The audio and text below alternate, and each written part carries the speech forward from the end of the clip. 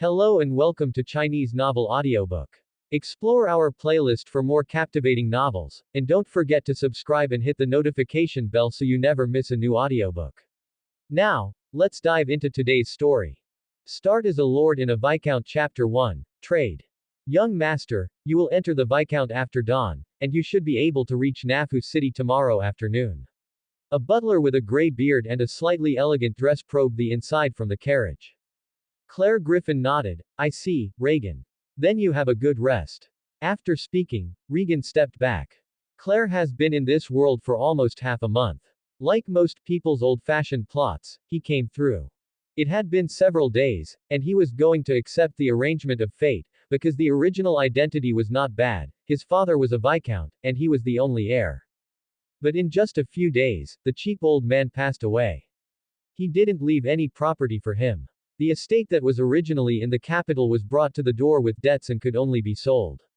Some real estate is used to pay off debts. Fortunately, since the nobles' territories cannot be sold, they also left a city for Claire, the city of Nafu.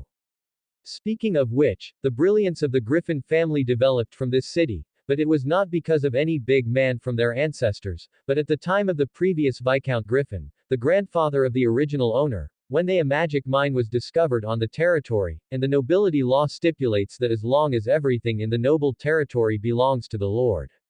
Since then, since that generation, the Griffin family has grown wider, and finally moved directly to the capital, leaving only some subordinates to look after their territory. But there will always be a day when the mines are dug up. The magic mine has only been mined for about 50 years. When it reached the generation of the original owner's father, it was dug out. What? So many creditors came to collect debts after the original owner's father died. Fortunately, after the sale of the property in the capital, Griffin finally owed nothing. Claire is still looking forward to the upcoming arrival in Nafu City. The Viscounty of the Griffin family is the most frontier Viscounty of the kingdom, so its land area is larger than some counties. Nafu City, Nafu City. Claire muttered to herself, it's a city with a good meaning. Claire closed her eyes and squinted for an hour or two. At midnight, Claire suddenly opened her eyes suddenly. He said to himself, it's time. Then his mind moved, and a transparent panel appeared in front of him. It was a data panel that only he could see. In other words, it was his golden finger. This data panel is pitifully rudimentary. There is only a simple button that is, start trading, and there are no other functions. At this time, Claire also focused on the upper right corner of the panel. Number of transactions that can be made, 1 inch. Well, as I thought, this cross-border transaction is updated once a week. Claire secretly thought. Claire said silently in her heart, start trading. A swirling ripple immediately appeared on the original panel, and Claire could vaguely feel the mysterious aura emanating from it. Claire glanced at the upper right corner of the panel again, and sure enough, the transaction point was deducted. The vortex is still spinning, and Claire is not in a hurry. This is the second time he has started trading. Knowing that this is someone who is looking for other worlds. After dozens of seconds, the vortex suddenly stopped, and then it was pushed aside like muddy water, and a person's face appeared on the panel. Claire's eyes narrowed immediately, looking at the matching trader in front of him, a middle-aged man with a dusty face, a sweaty cowboy hat, and a loose woolen shirt. Claire thought to herself, Western cowboy. He glanced at the other party's body carefully, and could see that there were black and red blood stains on the other party's leather jacket, obviously someone had been killed. The other party raised his hand first to say hello. Hello. My name is Monroe, what's my name? Antonio. Claire gave a false name, and then said in a cold voice like a veteran, we only have 5 minutes to trade, hurry up, what in your world can attract me? Monroe smiled shyly, since it's not the first time to trade, let's be honest. Then he took out a yellowed glass from his arms like a baby, displayed it in front of Claire like a treasure, and began to brag. This is a glass that has been passed down from the Far East, but it is a priceless treasure. What do you think? Quote. The corners of Claire's eyes twitched. Damn, this is the fool who is fooling herself. Not to mention that I have come through. I am only in this world of swords and magic, and the glass containers that the trainee mages use for experiments are purer and more transparent than the ones that the other party brings out. If I trade this shit, it will be once a week. Your trading opportunities are in vain. Seeing that Claire didn't speak, Monroe's expression was a little embarrassed. He used these glasses to fool a lot of other traders before, but this time it seemed that he met someone who knew what he was doing. However, he was still a little unwilling, and continued to fudge. Look at such a crystal clear crystal, are you sure you don't think about it again? Claire glanced at the time, almost a minute had passed, and finally she couldn't bear it anymore. Show me that thing on your waist.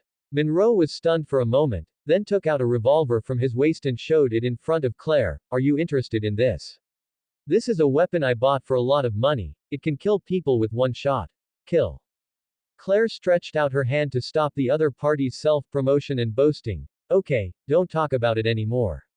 The Kurt revolver, a handheld gun fired with one hand, usually has 5 or 6 cartridges, which can be fired one by one. After a brief introduction, Claire looked at the other party. Do you still need me to introduce you now? Monroe's expression became more embarrassed. Most of what you said is right, but who is Kurt? This gun is called a Devon revolver. Claire's eyes narrowed. It seemed that this world was not the world she was in before, otherwise the other party should not know the Kurt revolver. I met a trader in the previous transaction. He is an arms dealer. I didn't buy it and now I meet it. Apart from this, it should be difficult for me to be interested in your side. So do you want to trade? Claire opened his mouth with a lie just come. Deal, of course. Monroe's face was full of smiles, but what treasure can you give me in exchange? Claire's eyes flickered, and she reached out and took out the blue solution in 3 transparent test tubes from her arms. This is where Monroe's smile froze for a moment. It turned out that the other side had already had glass, and he was still fooling around there just now. However, his face is also very thick, and he quickly cast away that trace of embarrassment.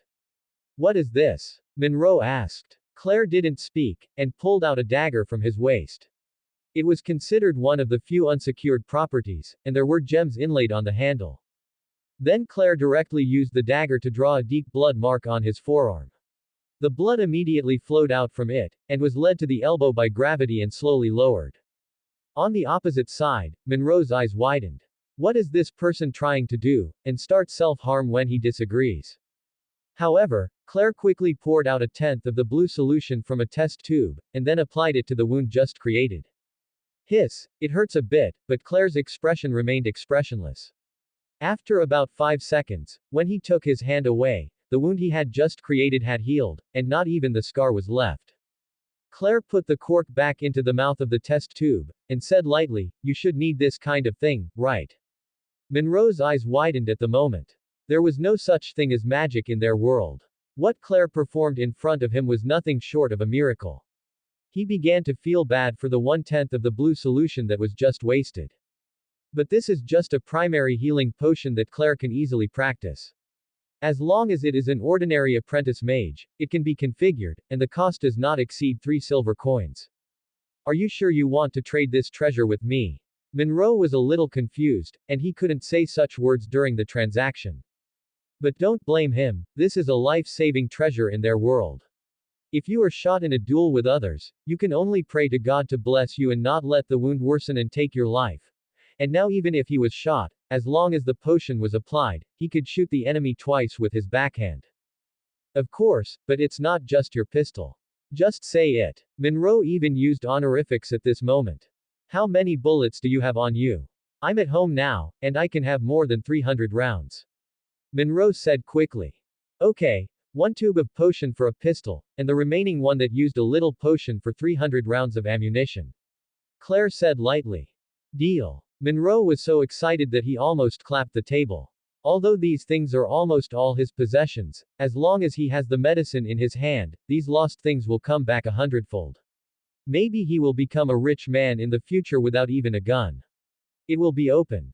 As long as he thought about it, a happy smile appeared on Monroe's face, and he hurriedly turned around in his room to find the pistol and bullets. Claire was not idle either. She put the test tube in her hand into the trading space, and then waited for the other side to put everything in. A few lines of introductions about revolvers and bullets appeared on the original rudimentary panel. This is a weapon from Albert's world, a revolver, with great power. After Claire glanced briefly, She raised her eyes to look at the other party, and Monroe had finished his research, and nodded to Claire. The two opened the trading items at the same time, and then the 3 tubes of potions that were originally in their trading space turned into 2 revolvers and a large bag of yellow bullets. Chapter 2. Knight Captain. After the transaction was over, there was still more than a minute left. On the other hand, Monroe had already smiled and opened his eyes, holding the 3 tubes of blue solution like a baby, and then quickly found a cotton cloth to protect it so as not to bump it. Right. He patted his forehead, and seemed to think of something important at this time. Are you going to be my friend? Monroe showed a pleasing smile. Friend. Claire looked a little puzzled.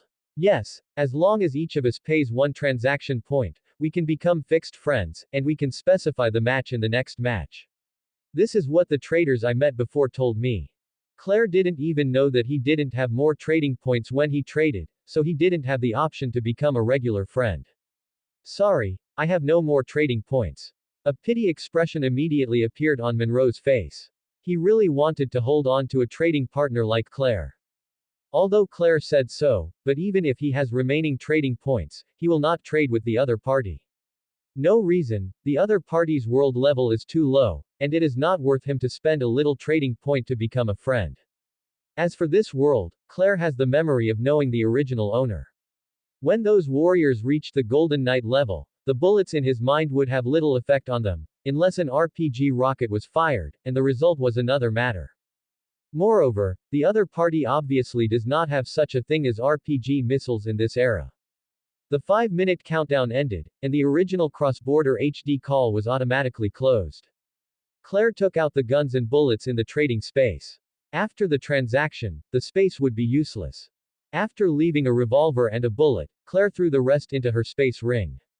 The space ring world has long been researched by the mages who are exploring the truth, and it can also be mass-produced. This is a 10 cubic meter space ring in Claire's hand, worth 100,000 gold coins, which was bought when the ancestors were rich. Yes, Carlyle can't afford it now. Every time he used this space ring, Carlyle would sigh, thanks to his cheap father who didn't mortgage this thing. After getting the revolver of the pistol out, Carlyle stuffed the bullet in his hand into it. After thinking about it, he took out the dagger from the space ring and put it in the bullet nest where the bullet was inserted. A white mark was carved out. The dagger and the 3 tubes of primary healing potions were all taken out of the space ring, and the reason why he took them out of his arms during the transaction was to conceal others. After marking, Carlyle threw the wheel back into the barrel of the gun, with a somewhat excited expression. In his previous life, he lived in a prosperous and stable socialist country in his 20s, and he had never had the chance to encounter a real gun. After appreciating it a few times in his hand, Carlyle played with the revolver fascinated ly. Sure enough, the firearm was a man's toy, and he quickly became addicted to it. As the saying goes, guns are quicker than 7 steps away. But Carlyle wasn't so excited yet that he tried to shoot directly. There will be opportunities in the future. If he scares Butler Regan outside the carriage, it will be bad. Butler Regan was already the butler of the Griffin family when he was his cheap father.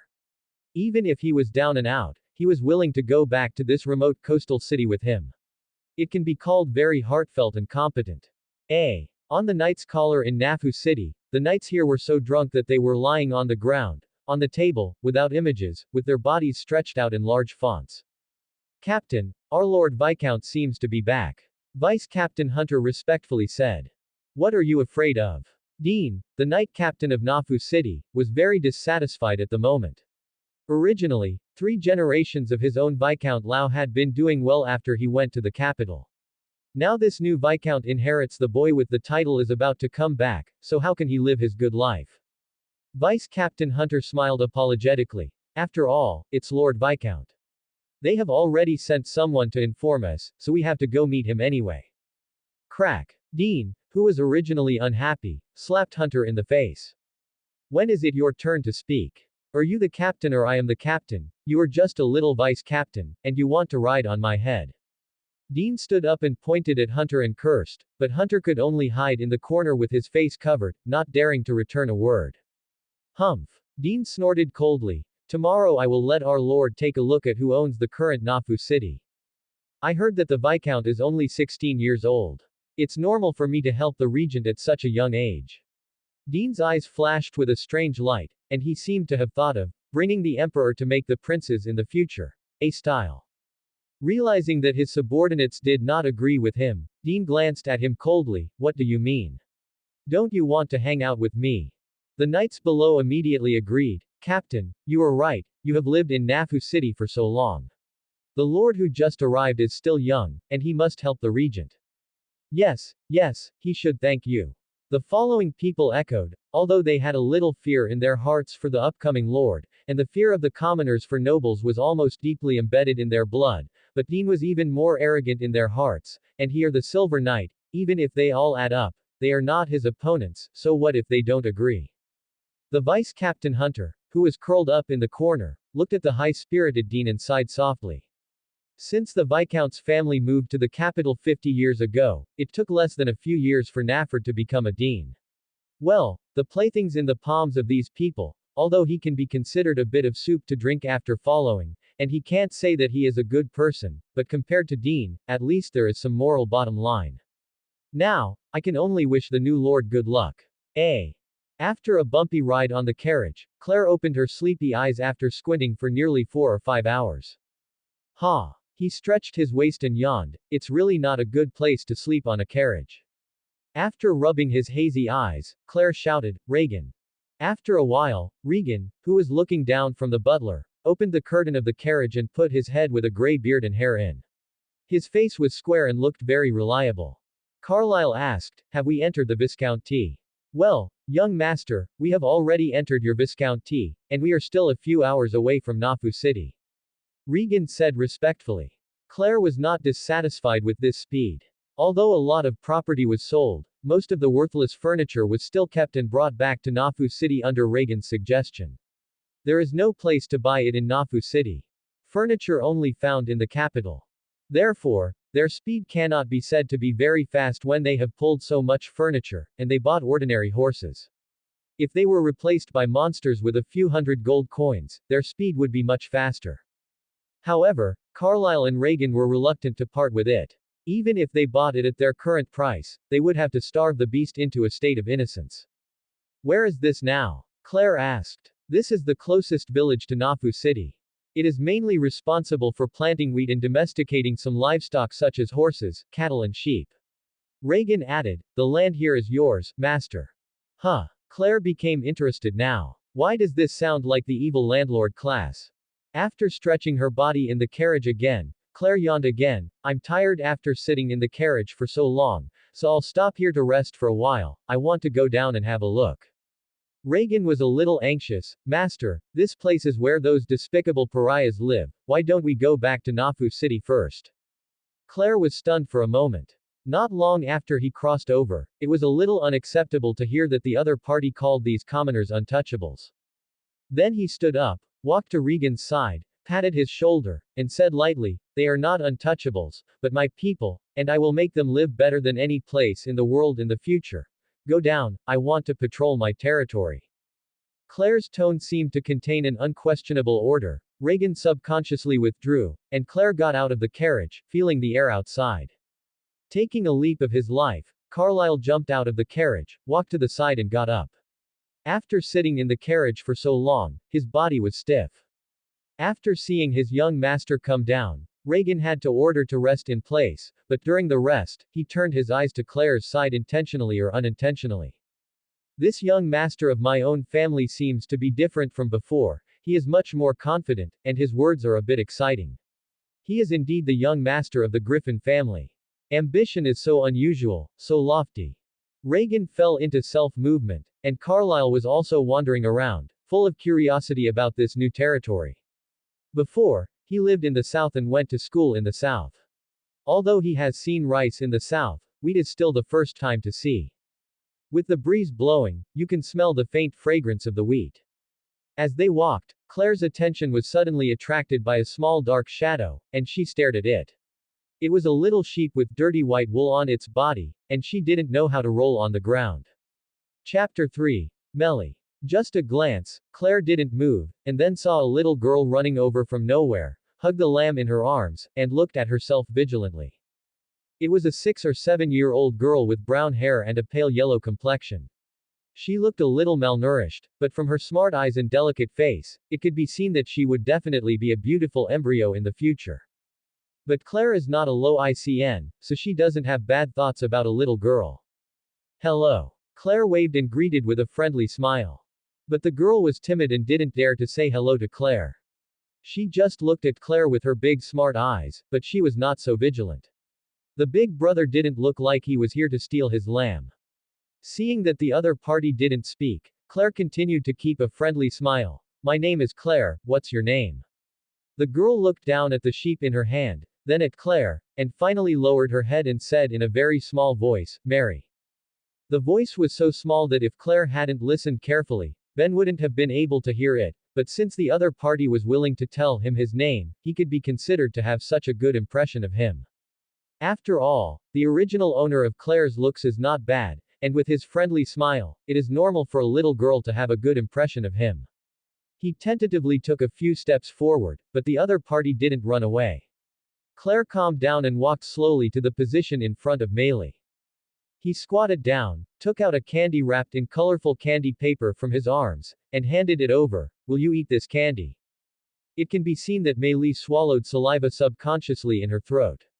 Although she had eaten candy, it was all black candy. She had never seen such colorful candy before. Moreover, she has never eaten a few brown sugars on weekdays. This colorful candy must be many times better than brown sugar. Although her head was still hesitating, Meili's little hand reached out unconsciously, and her smart eyes were full of desire. Mary! Don't take it! A shout suddenly rang out, and a boy taller than Claire ran over from a distance, pulled Meili out of Claire's face at once, and handed out Claire's. The colorful candy fell to the ground with a slap. Crane pulled his sister out for several meters at once, then hid Meili behind him, and looked at Claire in front of him with a wary expression. Claire shook her aching wrist. The slap from the other party was too strong, and it really hurt him. But he didn't care. This is just a brother who loves his younger sister, he's not that small. Mary, didn't I tell you, don't eat anything from strangers? At this time, Crane still reminded his sister. But Meili didn't seem to be paying attention to him, but looked at the colorful candy that had been slapped on the ground with a distressed expression, and licked her lips. Even if it was brown candy, she hadn't eaten it for months. Claire noticed Meili's gaze, and immediately picked up the candy that had been photographed. It was wrapped in candy paper, so it wouldn't be a big problem even if it fell to the ground. Didn't care either, Claire tore the candy paper and put the candy inside into his mouth. At this time, even Crane couldn't help swallowing, let alone Meili behind him. The saliva was about to flow out. Look, the candy I gave her is fine. Claire explained. How old are you? The reason for asking this is because the other party's majestic height of more than 1.9 meters actually has a delicate face that looks not too old, so Claire couldn't judge the other party's age for a while, and just said hello. Pull into the relationship. Although Crane remained vigilant, he replied, I'm 16 years old this year. Claire nodded slightly. He is the same age as me, and he is actually a head taller than me, and the strength just now was quite strong. But this is also normal. He is a junior magician.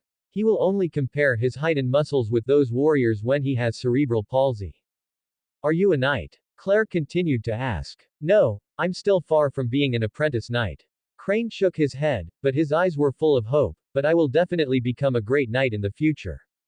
Oh. Claire asked, why? Because after becoming a knight, the family will be able to have enough to eat, and the conditions of the family will improve.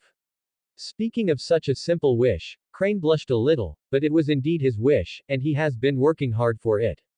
Only then did Claire realize that even this tall and sturdy older brother had a pale face and was in a state of malnutrition just like his younger sister. After being silent for a while, Claire smiled again. Your wish is very great, and it will definitely come true in the future. Really? Crane became a little excited after being encouraged. Well, although I don't know if you can become a knight or not, it is possible to have enough food. Claire said softly, there was a saying in a previous life, isn't the most important thing in a person's life is to eat enough. Now that he has become the lord of this territory, he is obliged to feed his people. What about my dream? Is it great too? Crane asked. In the past, when he told his dream, he would be laughed at by others, but it seemed that the person in front of him was different. I think it's great, isn't it the greatest thing to be able to protect your family? Yeah. Crane nodded vigorously. Claire took out two colored candies from her arms like magic, and asked with a smile, do you want to eat candy now? Crane was still a little hesitant. Although the big brother in front of him didn't look like a bad person, his mother once told him not to take things from strangers. Claire didn't know whether to laugh or cry. Why is she now like a bad guy who kidnaps children? Clan, where are you, Mei Li? A cry came from out of nowhere and echoed in this wheat field. Mom, we are here. My sister jumped up and waved. Soon a woman ran over, hugged her sister at once, and protected Crane, who was much taller than her, behind her, looking at Claire with a wary expression. Claire hesitated before speaking. Why is it so difficult to give candy to herself? After the younger sister came a brother, and after the elder brother came a mother, should the father come next? Before Claire could speak, the woman took her child's hand and walked out, keeping her eyes on Claire to prevent him from doing anything. Obviously, he is very afraid of outsiders. It was at this time that Regan also came over. Master, where are you? It's time to go. Regan shouted loudly, but before Claire could respond, he found it. He trotted all the way and stood respectfully behind Claire. Just as he was about to speak to persuade Claire, he saw the three mother and son opposite. Regan frowned subconsciously. Master, why are you here with these bastards, civilians? Halfway through, Regan thought of what Claire had just said and immediately changed his tune. Who are you? Why are you here? The woman became more vigilant when she saw that Regan was coming, and picked up a stone from the ground and pointed it at them. Regan was furious, pointed at the three of them and scolded, do you know who he is? This is Lord Viscount, the only heir of the Griffin family. How dare you point a stone at the young master? Regan wanted to continue talking, but was stopped by Claire's wave. Claire could see that after Regan revealed his identity, the woman's expression changed drastically, from the original vigilance to fear, and the fear on her face could be felt with her own eyes. Plop. The woman immediately dropped the stone in her hand. Yu reading www. Yuakanshu. Com took his son and daughter to his knees, with a humble look on his face. Claire suddenly stepped aside, and by the way, pulled Regan over. To be bowed down for no reason in his hometown would cost his life, and he still hadn't adapted to the status of a noble here. Master Noble, we are almost ready to pay our taxes this month. I beg you to spare us a few days. The woman pleaded bitterly. How could she just look fiercely protecting her children? That humble and dignified appearance made Claire feel a little awkward and uncomfortable. Then she looked at the two children who were dragged by the woman to their knees. In the normal eyes of the two, after knowing that he was a noble viscount, they suddenly became fearful, and their sisters were curled up and squeezed into their mother's arms. There is only boundless fear. The woman didn't dare to lift her head, she kept kneeling on the ground, and begged again, please don't increase the tax, otherwise our family will not be able to survive. Claire looked at the mother and son in front of her. Her heart trembled, and the expression on her face immediately became cold. He really couldn't bear to look directly at such a humble and tragic state. After being silent for a while, he turned his head and left. He didn't want to see such a scene, and he didn't want to be worshipped by the three of them. Regan, give them 10 silver coins. Although Regan was puzzled, after seeing his young master walking away, he still took out 10 silver coins from his arms and threw them on the ground. This is what the young master gave you, so don't hurry up and say thank you. Thank you. Thank you. The woman thanked in a streak. After Claire walked away, she took her child's hand and stood up. Subscribe to Chinese Novel Audiobook YouTube channel Chapter 4, 7 Steps Away from the Gun Fast. Going back to the carriage, Claire asked when stepping into the carriage, don't our Viscountess collect taxes every 6 months? Regan was also stunned for a moment. As the steward of the Griffin family, before coming to the Viscounty, he must have a comprehensive understanding of the affairs here. Yes, our Viscounty does collect tax once every 6 months. Have they paid all the taxes they collected? How much in total? Regan recalled. They were all paid on time, and the annual tax revenue in the past 5 years was about 15,000 to 20,000 gold coins. However, when there was magic mining in the Viscount before, the annual income was around several million gold coins, so Viscount Griffin didn't care much about these 10,000 or 20,000 taxes at that time. Oh. Claire replied softly, with a neither cold nor indifferent tone. But Regan, who was on the side, still sensed the unhappiness of his young master from his tone, and he was also very unhappy in his heart. Sure enough, after the Viscount left the territory, those subordinates showed bloodthirsty fangs. Even the Viscount's property dares to embezzle. In the wheat field, after the woman picked up the 10 silver coins that had been thrown on the ground, a happy smile appeared on her face. These 10 silver coins could feed their family of 4 within this month. But soon she put away her smile and left here quickly, holding her child's hand. Sister Maylie looked up at her mother and asked, "Is that brother a bad guy?" Crane murmured aside, "I think he's pretty good, and he'll give us the money back." The woman's face suddenly stiffened. "Do you think they are good people if they give you a little favor? Don't forget what I told you, those nobles are bad guys who eat people and don't spit out bones. Even if that person gives you with our money, he's just a better bad guy." But Maylie didn't understand what her mother meant by a better bad guy. She just looked up at the silver coin in her mother's hand and swallowed. "Mom, can you buy me candy if you have money?" "Eat, eat, and eat." The woman poked her daughter's head with her hand. "The money must be saved, lest those nobles in the city come up with other ways to increase taxes, then we won't be able to. I can't even eat my stomach." Maylie covered her head being poked in the head. A sense of grievance welled up in her heart. Tears could not stop flowing out. She threw away her mother's hand, and ran out. "Humph. Mom is the bad guy. The big brother was willing to give me candy just now. Even if you have money, you are reluctant to buy me brown sugar to eat. You are the worst. I won't be with you in the future." The woman watched her daughter throw her hand away and ran out. Her eyes flickered and she opened her mouth, but she still couldn't say anything to reprimand her. Crane immediately comforted. "Mom, don't be sad. Maylie is still young. I'll go get her back, you go home first." The woman nodded, and Crane also chased in the direction where his sister ran away. After a journey of more than an hour in the carriage, Claire finally saw the outline of Nafta City this time. It was a city surrounded by towering city walls. The city walls were all made of hard stones. Although they looked new and mighty from the outside, they were much better than some counties. Claire still felt a hint of dilapidated atmosphere, and she was almost at the city gate, but she couldn't feel any popularity. Nafu City was a city that grew and grew when the magic mine was collected. After the magic mine was collected, it was quickly defeated. Some people who originally lived in the city also moved to other places, so it is no wonder that Claire felt to the breath of ruin. At the gate of the city, Regan said angrily, "What? Your captain can't come because of something. This is the Lord Viscount coming back. What can he do more important than this?" The vice-captain Hunter who was standing in front of him could only smile apologetically, but he secretly said in his heart, he deliberately didn't come because the Viscount was here. Regan pointed angrily at the knights across from him and scolded him. After almost venting his anger, he turned his head and entered the carriage to explain. "Master, their captain didn't know what was going on and couldn't come over. Now the sun is about to go down, why don't we go back to the Viscount mansion first?" Claire showed a playful smile. "What's wrong with him? He clearly wants to give us a show." Regan was stunned for a moment. He didn't think so much just now, but only after the young master woke up did he come to his senses. A surge of anger surged into his heart, and he was about to turn his head back and scold those people again, but was stopped by Claire. Claire walked out of the carriage, stood on the carriage and glanced down at the 50 or so knights on the opposite side.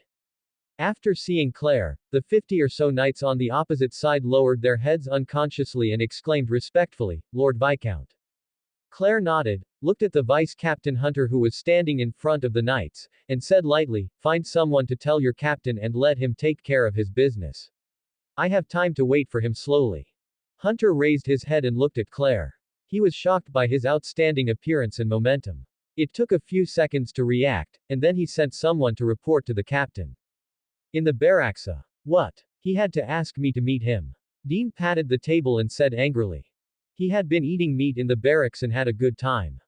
He wanted to give the new lord a slap in the face, but he didn't expect the other party to be so hard-hearted, and he had to wait for him to greet him. "Go back and tell him that I have something to do. Let him get in by himself, and don't expect me to pick him up. The knight who came to report back with a bitter face, the two big men clashed, and the only one who was angry was himself. After more than 10 minutes, the knight who had retreated ran back again. Captain, the Viscount said that he has time, and he is willing to wait for you no matter how long it is. Humph.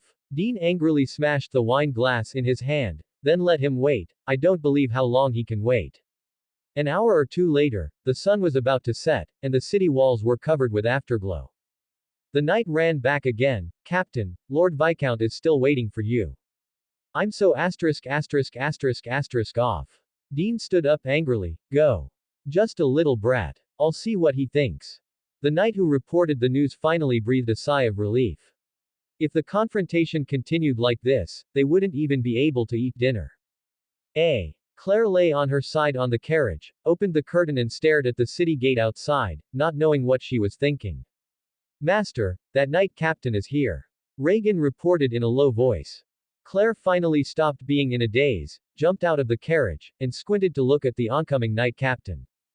Dean's aura is amazing. With the strength of a silver knight, he can scare off some beasts with just his breath, but the little boy in front of him is actually not affected by his breath. I'm sorry, Lord Viscount. I'm late because I have something to do, please forgive me. Although Captain Dean said such respectful words, everyone could not detect a trace of respect in his tone, but instead had a provocative feeling. I came so late on purpose, what can you do to me? It's all right, all right. Carlyle also had a smile on her face. Dean was disdainful in his heart, he was indeed a child, and he would admit to being frightened. But what Claire said the next second made his jaw drop. Since you're so busy, let's not do the position of knight captain for the time being. After all, you can't delay your work, right? Claire said lightly. Dean's eyes widened immediately. He was not a self-cultivation person at first. He jumped up directly after hearing this, pointed at Claire's nose and cursed. Why do you get rid of it? My position. Knights are originally granted by nobles. As a knight of the Griffin family, isn't it normal that I can dismiss you? And from your attitude today, you are very unsuitable to be the captain of this knight. As your lord, I wait, is this something a knight captain can do? Claire is indeed telling the truth. The rights and obligations of knights are conferred by nobles, and appointment, dismissal and appointment are only a matter of words. You can't dismiss me. Dean became mad. Since the previous generation of viscounts went to the capital, the knights who were not hereditary have also been passed down from his grandfather to him. The sudden loss of this position made him unacceptable for a while. Reading www.uakanshu.com. What I said, I will never take it back. Your position has been dismissed by me. Now go away. Claire's eyes showed a hint of indifference. Why did you dismiss me from my position? I have been the successor of the knight captain since I was born, and I have to be now and later. Dean's breath fluctuated. I said, get out. Claire's eyes also showed a trace of killing intent. On the first day he came to Nafu City, no accidents were allowed. It's you who should get out. Nafu City is my territory. Dean roared wildly, and pulled out a big sword from his waist.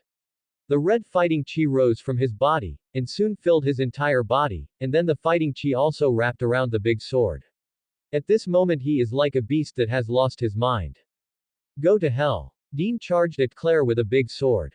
Vice Captain Hunter saw from the side that the reddish fighting spirit in his body also came out, and he chased after him. Captain, no, you can't do anything to the Viscount.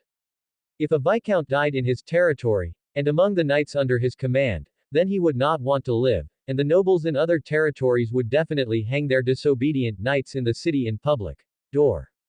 Dean got closer and closer, and soon he reached within 7 steps of Claire, but Claire stood motionless as if she was stupid. Boom. A deafening roar sounded, and Dean, who was holding the great sword aloft, fell down suddenly, knelt down in front of Claire, and the great sword in his hand also fell from his hand. As the saying goes, the gun is fast within 7 steps, and the gun is fast and accurate within 7 steps. Claire blew the muzzle lightly and said. Chapter 5. Who earns the money? Sir. Vice Captain Hunter knelt down and bowed to Claire. Dean, a silver knight, died in front of him like this. The shock Claire's shot brought him was too great. After Hunter knelt down, the 50-odd knights in the back also knelt in front of Claire one after another. This time, Claire didn't dodge, but looked at them with indifferent eyes, and an aura of not being angry and self-righteous emerged spontaneously. Those knights didn't even dare to raise their heads before they got the order, they could only kneel humbly and hope that the Viscount would not attack them. Claire pointed to Hunter, "You will be the captain of the knights in the future." Hunter raised his head in disbelief, a little incredulous, pointed to himself and asked, "Lord Viscount, are you talking about me?" "Yes." After speaking, Claire glanced at the corpse under her feet and said, "Take care of it. Then, let Regan lead the carriage and follow him past the 50 or so knights into the city gate." Hunter immediately stood up and shouted at Claire, "Lord Viscount, what to do? Cut off his head and hang it at the gate of your barracks." Claire also answered loudly. As soon as these words were spoken, the 50 or so knights present heard it. The crowd was silent, the sound of swallowing saliva could be clearly heard, and there was a trace of fear in their eyes. The Viscount is too cruel. It doesn't look like something a 16-year-old child can do. After walking for a while, Regan couldn't help but ask in a low voice, "Master, why do you do this?" Claire chuckled, "Let them see the head of the former knight captain every day, and that's the end of going against me." Regan's heart was overwhelmed. When did his young master have such a means? But, this is what a real noble can do. The Griffin family has produced a talent, sir, you can be comforted in the spirit of heaven. Although it was the first time to kill someone, Claire's heart did not fluctuate much. Originally, the other party wanted to kill him. Opinion. A. The Viscount mansion is located in the middle of Nafu City, and it is also the best building in Nafu City. As soon as you enter the city, you can see the towering castle. Like Nafu City, the Viscount mansion was also when the ancestors of the Griffin family were rich. It was built, so it's new and gorgeous. However, being used to seeing tall buildings and buildings of various shapes in her previous life, Claire didn't feel much shock in her heart. After entering the Viscount mansion, Claire did not enter first, but asked Regan to clean up the inside with the knights who were accompanying him, and then move the furniture and other heavy objects in turn.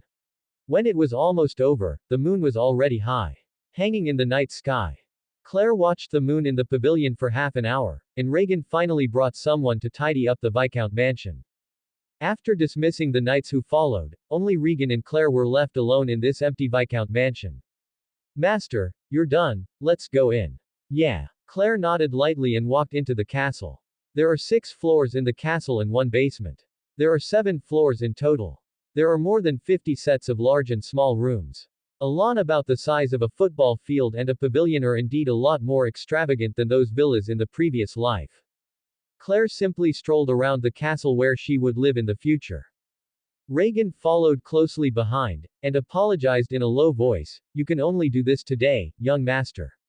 After dawn tomorrow, I will go and recruit some maids." Claire hummed in a nasal voice.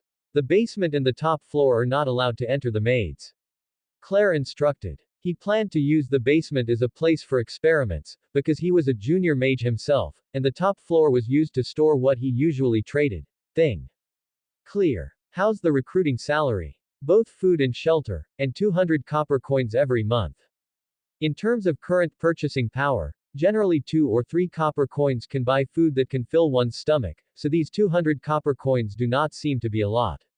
However, you must know that in the current Viscount Griffin, many people can't even eat enough to eat, and it is a good treatment to be able to eat and live.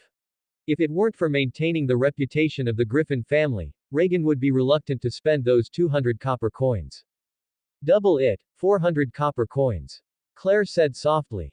He made a rough calculation in his mind, and at most 15 maids could be recruited for the area of the castle, all of which would cost less than 10 gold coins a year.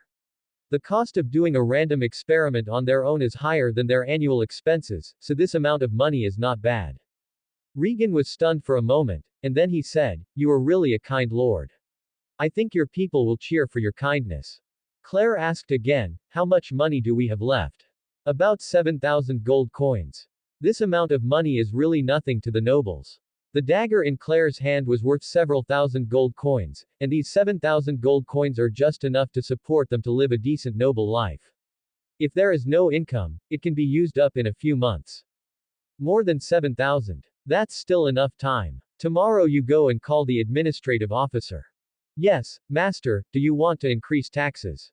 Reagan asked tentatively. No, I want to cut taxes. That's absolutely impossible, young master. Reagan was in a hurry. We just arrived in the Viscounty, and the money is not enough. If you want to reduce taxes. Reagan didn't say anything after that, so he didn't even say it. It is impossible to maintain the life of the nobles, and he will be ridiculed by other lords. Claire patted Regan on the shoulder. Remember the three mother and son we met. What's the matter? Young master. Their tax has become once a month, so after a few years, there will be no more oil to squeeze. No matter how much we increase the tax, it will not increase our income. Kanshu www.uakanshu.com. Who will scrape the oil and water that doesn't scrape civilians? Whoever has the money earns it, and the oil and water scraped out must be more fat than the commoners. Reagan was stunned for a moment, and felt that what his young master said was quite reasonable, but he just didn't understand. If the nobles didn't scrape the oil and water of the commoners, who else could scrape?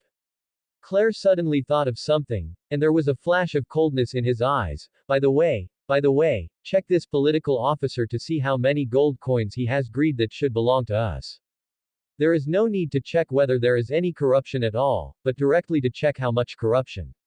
If there is no government officer behind the support, Claire simply does not believe that the tax can be collected and almost drive people to death. Master. Reagan looked a little embarrassed. However, Claire had long expected this situation. It's okay, it's not urgent, it's not too late to write it down and check it later. In the final analysis, the Viscount is now only Reagan and himself, and there is no one else. Even if Reagan is asked to investigate, he doesn't know where to start. There is no hurry to recruit maids. When the tax reduction decree is promulgated, it will be announced together. Follow your orders. It's getting late, let's go down and rest. Okay, Master Guyan. On the roof of the 6th floor, Claire could see the moon outside through the transparent window. The moon here is not the same as when it was on Earth, it is much larger and emits a faint blue light.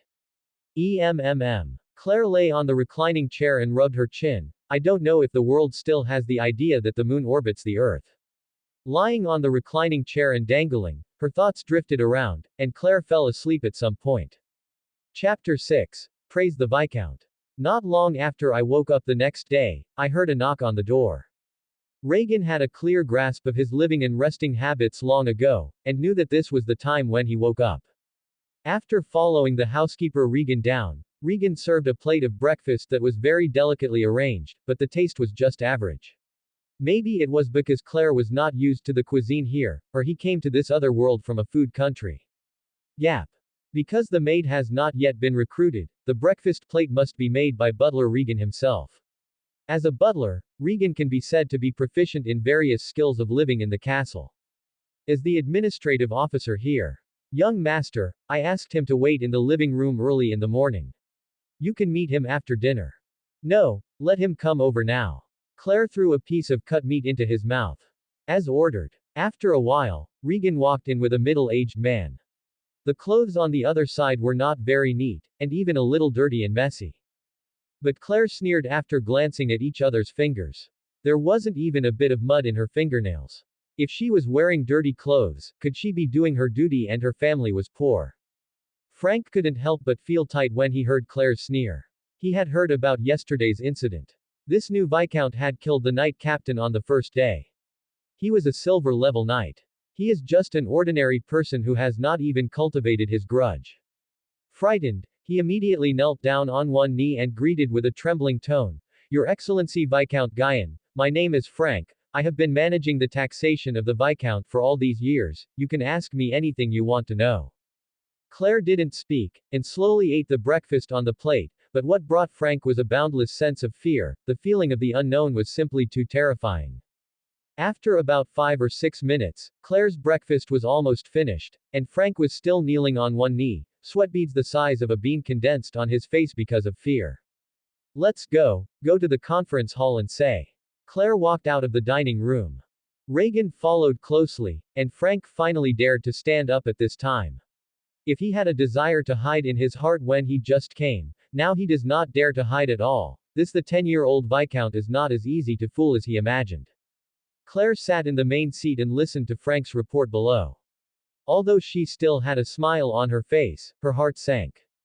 Good guy, it doesn't matter if you have to pay to enter the city, you have to pay taxes when you marry a wife and have children. Is this the otherworldly version of family planning? In addition, the original half-yearly tax has been changed into a monthly tax. The tax paid has not been reduced, but has been directly increased by 6 times. There are all kinds of strange taxes. The move squeezes the civilians below.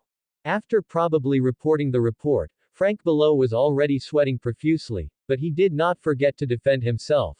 Lord Viscount, these are all decrees issued by the previous 2 political officials, and they have nothing to do with me. Claire slowed down, waved her hand, and said, "Go on, get rid of all those miscellaneous taxes, leave only the most recent basic taxes, and change the half-yearly tax to once a year." Frank walked out of the Viscount mansion tremblingly. He didn't even have the courage to look back. When he reacted, he found that his back was soaked with sweat. "Young master, don't you have a powerful magic weapon? Why don't you give him?" Regan used his knife to wipe his neck. To say that there is no corruption in the administrative officials, Regan would be unbelievable, and he said that the first 2 administrative officials were not his father and grandfather. Still have nothing to do with him. The relationship is the best. Claire dropped her head on the soft sofa, looked at the ceiling and said lightly, "It's still in use, don't worry. By the way, this time, when recruiting a clerk, you must be literate and able to do arithmetic." "Yes." Regan bowed. Claire's order was quickly carried out, thanks to Dean who sacrificed his life yesterday, otherwise the administrative officer would have to delay the matter and become the first for the Viscount. Devotees who gave their lives. At the gate of the city, hundreds of civilians surrounded the place, looking at the 2 newly posted notices above. What is written on it? Isn't it going to increase the tax again? If the tax is added, our family can't even afford to eat. Hurry up and find someone who can read. There are too many taxes now. If it really increases, even if our ancestors live here, we have to move elsewhere. Who said no? These nobles just eat people and don't spit out bones. My poor sister was starved to death when the tax was raised. Someone said angrily. All of a sudden, the city gate was bustling with people accusing the nobles of their evil deeds. "Come here, I brought Uncle Robin here. He has lived in a big city before and can read words." A 13 or 14-year-old child broke into the crowd with a middle-aged man with sleeves rolled. Middle. Everyone gave way one after another. For Uncle Robin, a person who can read, they still respect them from the bottom of their hearts, and usually Uncle Robin doesn't think he is superior because of his literacy. Robin walked to the 2 announcements posted in front of the city wall with a wry smile. He was working hard at home, but he was suddenly pulled over. "Uncle Robin, look, is there going to be another tax increase?" Hearing the word, tax increase, Robin's expression immediately became serious. "Don't worry, wait until I put on my glasses to see." After taking out his glasses from his arms, Robin squinted and carefully read the announcement above, and then his expression became extremely exaggerated, his mouth opened wide, and his eyes widened, as if he had seen a ghost. It's over, even Uncle Robin was frightened by this tax hike. Then what should we do? Originally my family ran out of food, and my mother fell ill again. I lost a share of my income, and now there is a tax increase, so we can't survive. A girl knelt down and cried. As she was young, the shops in the city didn't hire inexperienced female workers like her. Oh, poor Yuna. Alas, the nobles who were killed today, I am completely disappointed with Nafu City. Everyone kept sighing. At this moment, quite a few people planned to leave Nafu City and go to other noble territories to seek a living. At least they can survive, right? Uncle Robin, what exactly is written on it? The little boy reached out and grabbed the corner of Robin's clothes. At this time, Robin recovered from the shock, slowly turned his head to look at the crowd, and took a deep breath. The content written on it was really something he had never seen in his life. Don't be afraid of what I'm about to say. We've been taxed many times. We won't be afraid. Just say it directly, Uncle Robin. Tax cut. Isn't it just a tax cut? What's the big deal? Quote ? Quote. Uncle Robin, say it again, what? Tax reduction. Lord Viscount returned to his territory from the capital, and then reduced most of our taxes. Robin raised his arms and shouted, tears welling up in his eyes. He would never say anything like tax reduction in his life. I have seen it with my own eyes, never heard of it. What? Everyone was shocked. Is this true? The Lord is back, and he wants to reduce taxes for us. The commoners who have lived here for decades have almost never seen their Lord. They only remembered that they had a Lord in the capital when they heard about it from the older generation. It's true. Robin was excited, and carefully informed everyone about the tax laws promulgated by Claire. All of a sudden, everyone fell into ecstasy, cheered one by one, and some even danced on the street. That's great, you don't have to pay to enter the city gate in the future. There's no need to marry a wife. It doesn't matter if the wheat grows taller. I'm going back to the village to tell everyone the good news. Yes, I'm also going to tell my father who works in the fields. Everyone, wait a minute. Robin suddenly stopped everyone. What's the matter? Everyone looked back, thinking that Uncle Robin missed something. You reading www.uacanshu.com. There is another announcement that I haven't mentioned yet. This is the announcement of the Viscount's recruitment of maids and clerks. When you go back, let's talk to the people in the village by the way. The crowd who had already run away some distance gathered again. Uncle Robin, please elaborate on the treatment and requirements of the recruitment. Robin was also very happy at this time, and told them one by one about the treatment and requirements in the recruitment announcement. There are 400 copper coins for food and shelter. If it wasn't for a man, I would like to go. If you can read and write, you can go too. Forget it, those characters are crooked like ghostly drawn talismans, who can recognize them? Ah! The crying Eunice screamed out, covering her nose and crying, Uncle Robin, can I be a maid in the Viscount mansion? Robin came over and touched the crying Yuna's little head. This poor Yuna is his neighbor. It can be said that he grew up watching her, and it hurts to see her like this. He stroked her head gently and comforted her softly. You are also eligible at your age, you can try to apply for a job. Can I really do it? Yuna's face was full of tears, looking pitiful. Of course, the Viscount is so kind-hearted, and you are very diligent, so you can definitely do it. Everyone encouraged. At this moment, someone suddenly shouted loudly, Praise the Viscount. The rest of the people followed suit and said, Praise the Viscount. May the Lord protect you forever. You are our beacon in the dark. Your good name will spread throughout the world. Chapter 7. Recruiting Maids. Mom. Mom. Crane burst into the door. At this moment, the woman Claire met before was holding Mei Li and was grooming his hair. Seeing his usually quiet son, he couldn't help but ask, what happened, so anxious? Crane breathed heavily, and said word by word, for fear that the other party would miss out. Tax reduction. After the Lord just returned from the capital, most of the taxes have been exempted. What? The woman stood up excitedly, is what you said true? Really? Crane was also very excited. Brother Alan just came back to tell us the good news after he heard the news from Nafu City. The woman burst into tears, put her hands together and prayed, thank the Lord for the grace that he has bestowed on us. Thankfully, Claire isn't here, otherwise you'll have to roll your eyes. It's obviously the tax deduction I gave you. You don't thank me, but thank the Lord. The mother and son were very excited.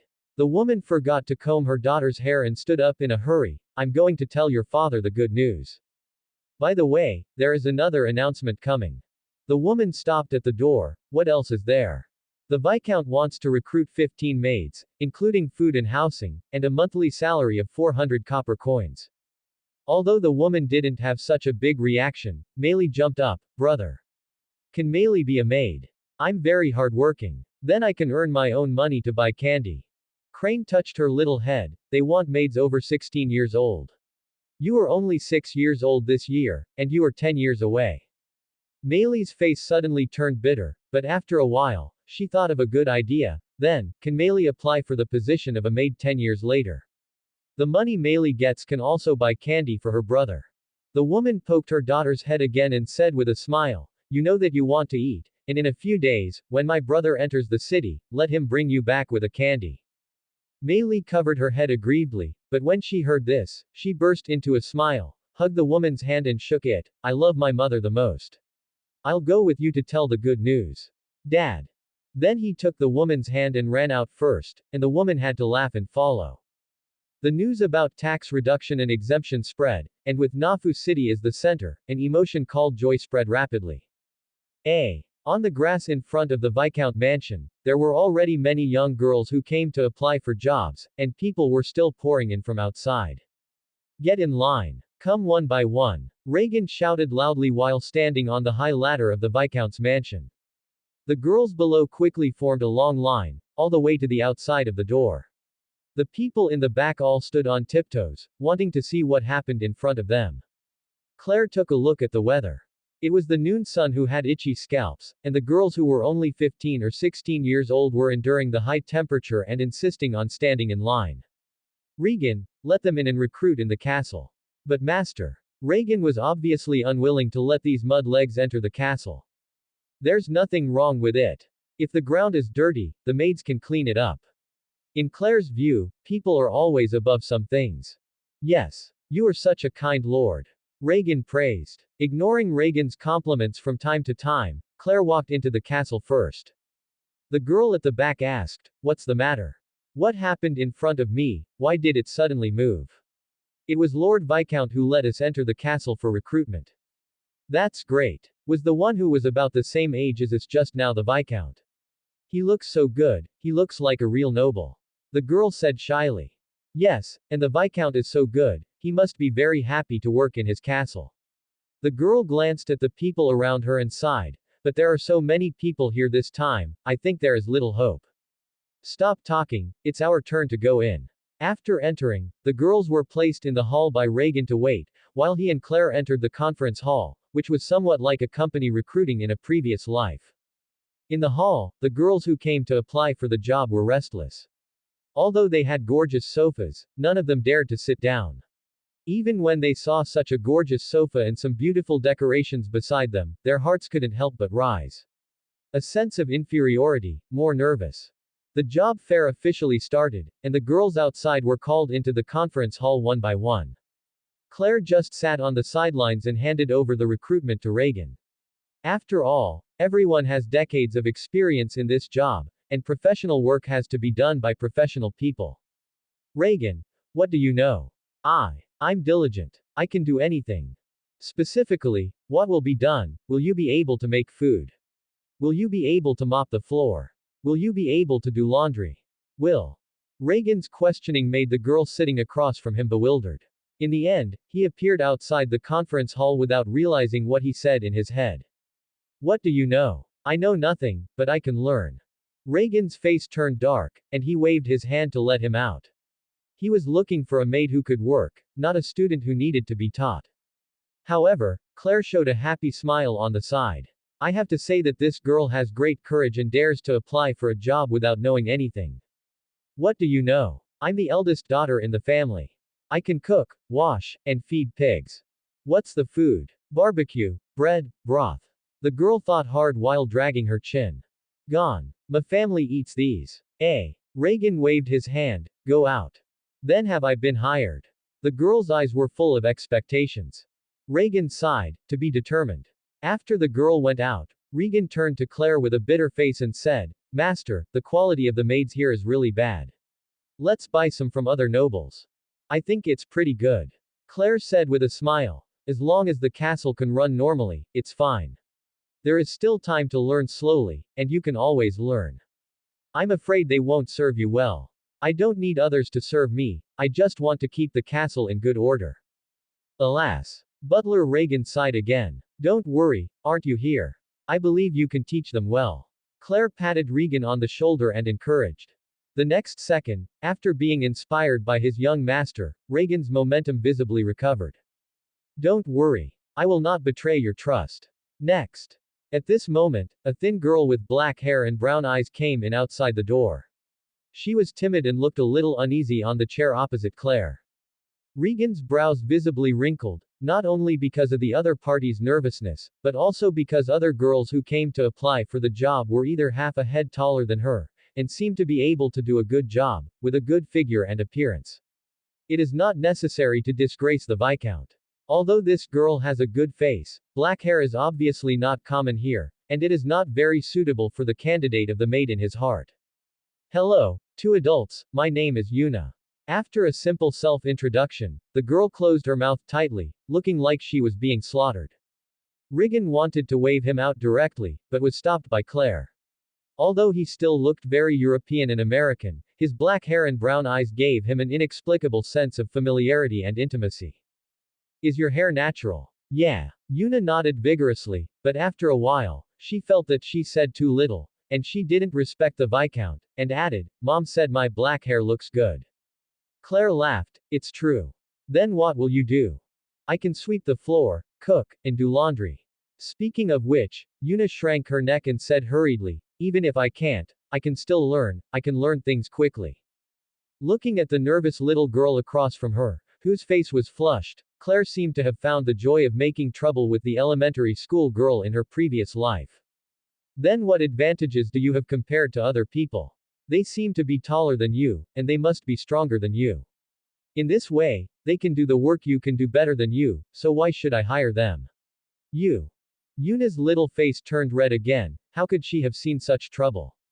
I can order less money and work more hours, but can't it be less than 100 copper coins? Yuna looked at Claire pitifully with her big eyes. You reading www.uakonchu.com. Why? Yuna grabbed the corner of her clothes and bowed her head. Mom is sick, I need to save money to buy medicine. Claire said softly, okay, I see, let's go out first. Yuna stood up and walked slowly to the door. Although she was timid, she was still a little unwilling, so she dared to ask, then am I eliminated? To be determined. Yuna, who went out, took a deep breath and gave her a small face. The Viscount was making things difficult for her, so she would definitely not be able to survive.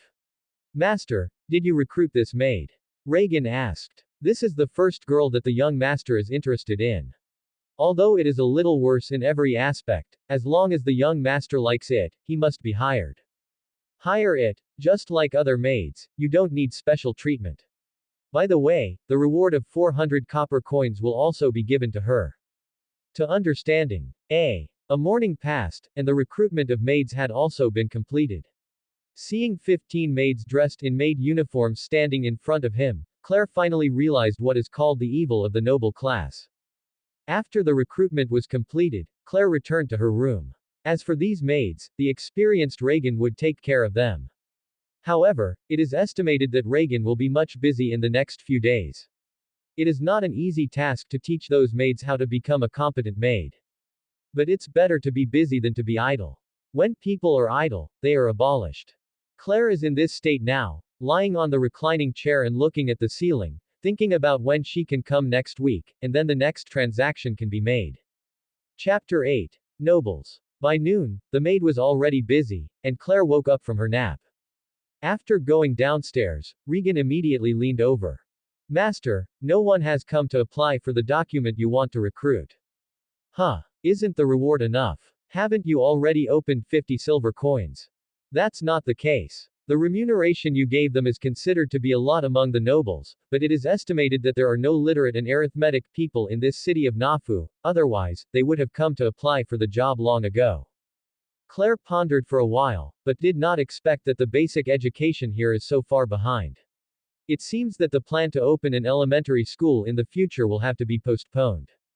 It's okay, don't worry, if you really can't find it, you can go to other nobles to pick it up. As ordered. Following Claire downstairs, Regan had already instructed the maids to prepare the lunch, and the young master's lunch was made by him, otherwise he would not dare to bring the things made by the newly recruited maids to the young master. Sitting on the dining table, Claire looked at the large piece of barbecued meat in front of her. Her appetite was not that good, but she still cut a bite with a knife and fork and put it in her mouth. Well, it tastes good.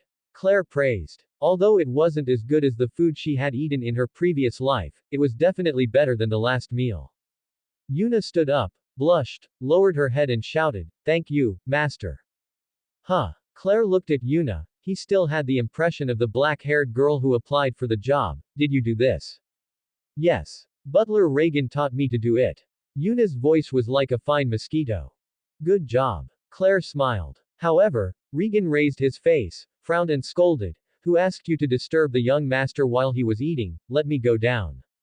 Yuna trembled like a frightened deer, and then ran out of the restaurant as if she was running for her life.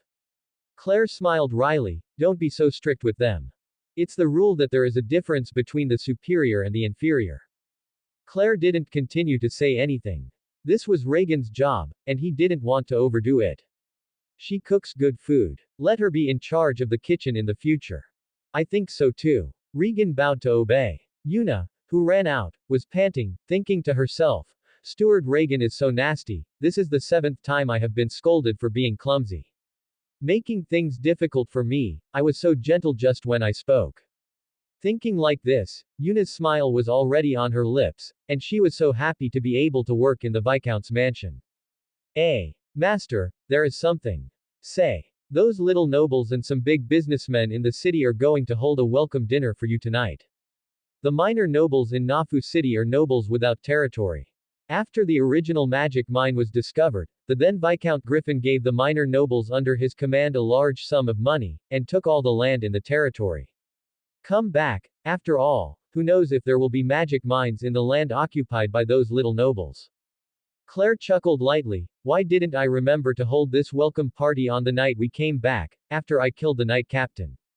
Reagan was also a little indignant, then this banquet is over. I'll go and tell them to go back. No. Claire waved his hand, I have to do it, why not if someone comes to send the money? Those nobles and businessmen must have seen themselves kill the night captain, and now they think of it to please themselves. But since you came to the banquet, why don't you have some gifts in your hand? Welcome to the arrival of Lord Wilbur. The gift he gave to the Viscount is the ice sword worth 500 gold coins. Reagan stood at the door and held up the gift, a big sword, and shouted to the little nobles outside the door. The nobles outside were startled, and quickly glanced at the gift they were holding. It was only nearly 100 gold coins, nothing compared to the gift that Lord Wilbur gave worth 500 gold coins.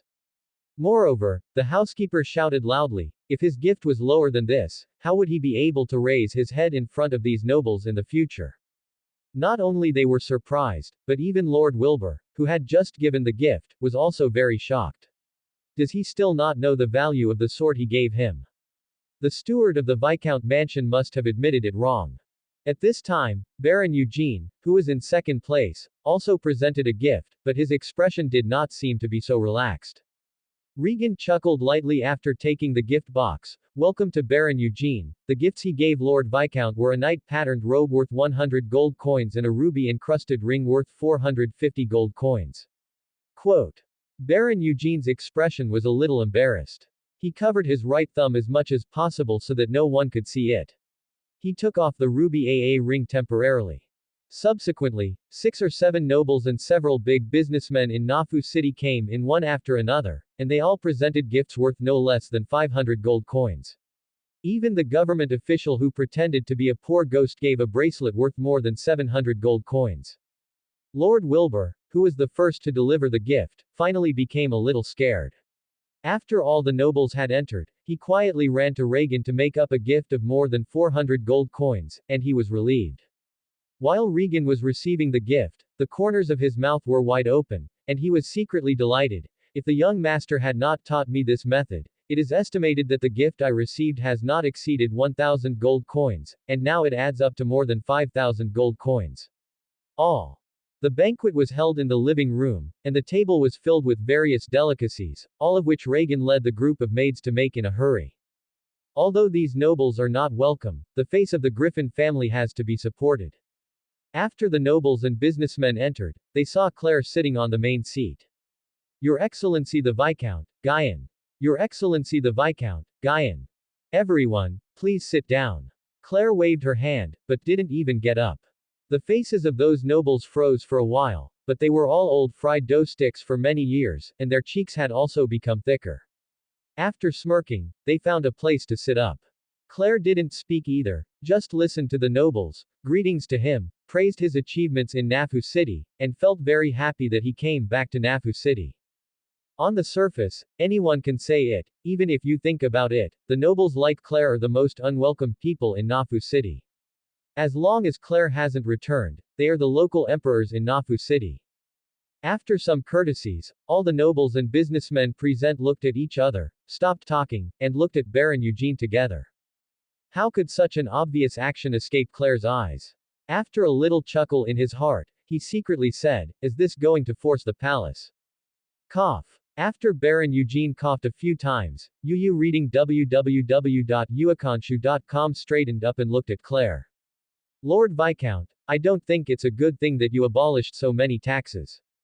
You must know that before Claire came back, the extra taxes were shared equally by them. If those taxes were cut off like this, their annual income would be cut by more than half. What does Baron Eugene think? Let's take a look."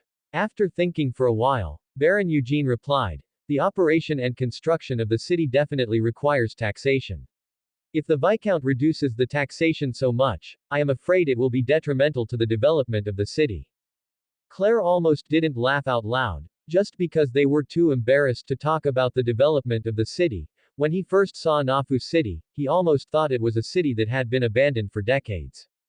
Seeing that Claire didn't respond, Eugene tried again. "If the Viscount maintains the previous tax, then we are also willing to pay some tax, so that the tax can be about 4 to 5 times the original amount." The rest of the nobles also echoed, "Yes. Yes. Baron Eugene is right." In their opinion, it is nothing more than an extra person to share the money of those pariahs. It doesn't matter if they take less, after all, this is a business without capital. Claire's eyes narrowed involuntarily. "She used my money to bribe myself, but you can only think of it. But the tax reduction was proposed by Frank to me. He has been an administrative officer here for more than 10 years. I think his words should have some reference value." Claire squinted to look at Frank, the administrative officer who was wearing tattered clothes yesterday, but is now full of gorgeous clothes. Chapter 9. Russian Turntable. As soon as Claire said this, everyone's eyes turned to Frank, the political officer, and Frank didn't even know what was going on at this time, so he stared at everyone with a confused expression. "What did I propose? I didn't say anything at all, and you asked me to do the tax reduction and exemption. How did it depend on me?" If it wasn't for him in his prime, Frank would have thought that his memory had a problem. When he looked at Claire and smiled, Frank knew what was going on. The other party transferred the conflict to himself and wanted to internalize the conflict. But the solution is also very simple. As long as you deny it now, then this matter will be solved easily. But the problem is, he doesn't dare. He was looking at him with a smile, and thinking about the death of the former Knight Captain Dean. Frank felt that if he denied it, he would not end up any better than Dean. "Administrator Frank, is this the case?" Baron Eugene said in an oppressive tone. Sweat was oozing from Frank's forehead at this moment. He glanced at the accomplices around Baron Eugene, who threatened him, and the smiling Viscount. Frank couldn't help swallowing, feeling quite nervous. "After weighing the pros and cons in my heart," Frank said bravely, "yes, Lord Viscount has just returned to the territory. I think that some tax reduction or exemption can make local residents feel good about Lord Viscount. This is also a good way." Humph. Baron Eugene let out a cold snort. He obviously didn't believe this kind of nonsense. Frank's share of the money was distributed. He couldn't do such a stupid thing to please Claire. The faces of the rest of the nobles were also not good looking, and they all looked at the political officer who betrayed them. Cough. Although Frank has been a political officer for so many years, people always make mistakes. "We don't think it is appropriate to reduce or exempt taxes, Lord Viscount." Baron Eugene took the anchor directly from Frank's body, transferred out. "Do you all think so?" Claire asked curiously, waiting for her big eyes. The rest of the nobles nodded one after another. "Hey, but my decree has already been issued, so withdrawing the decree will not be good for my reputation." Seeing that Claire was shaken, Baron Eugene immediately said, "Don't worry, Lord Viscount, we have already figured out a countermeasure for you. You just said that you are going to hold a 16-year-old coming-of-age ceremony, but the remuneration is not enough, so you need to increase taxes." "Oh." Claire suddenly understood, "You guys are really thinking about me. That's all." Baron Eugene smiled. "But I still think something is wrong." Claire rubbed her chin and thought, "Should you leave it to the gods?" "How do you say that?" Snapped. Claire took out the revolver from the space ring and slapped it on the table. "This is a magic weapon, and it was also the weapon I used when I killed Dean yesterday. Next, Let's play a game. Although everyone was puzzled, they still asked, what game? Claire showed a mysterious smile. Russian turntable.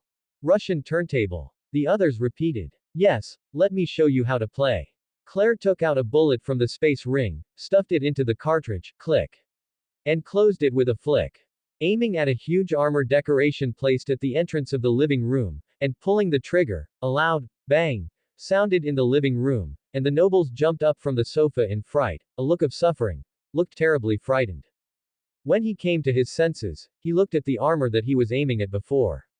The bullet that had been shot had knocked it down, and a huge hole appeared in the part that was hit. Although it was a decoration, it's also made of iron.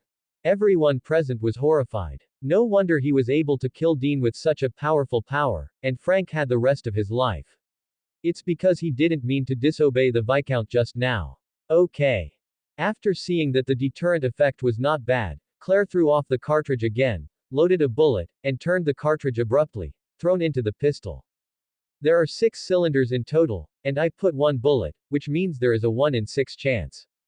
Saying that, Claire pushed out the revolver in his hand and put it in front of Baron Eugene. Let your fate be with God now. As long as you shoot yourself in the head and it doesn't go off, then I will put it in front of Baron Eugene. The tax reduction and exemption order issued earlier has been withdrawn.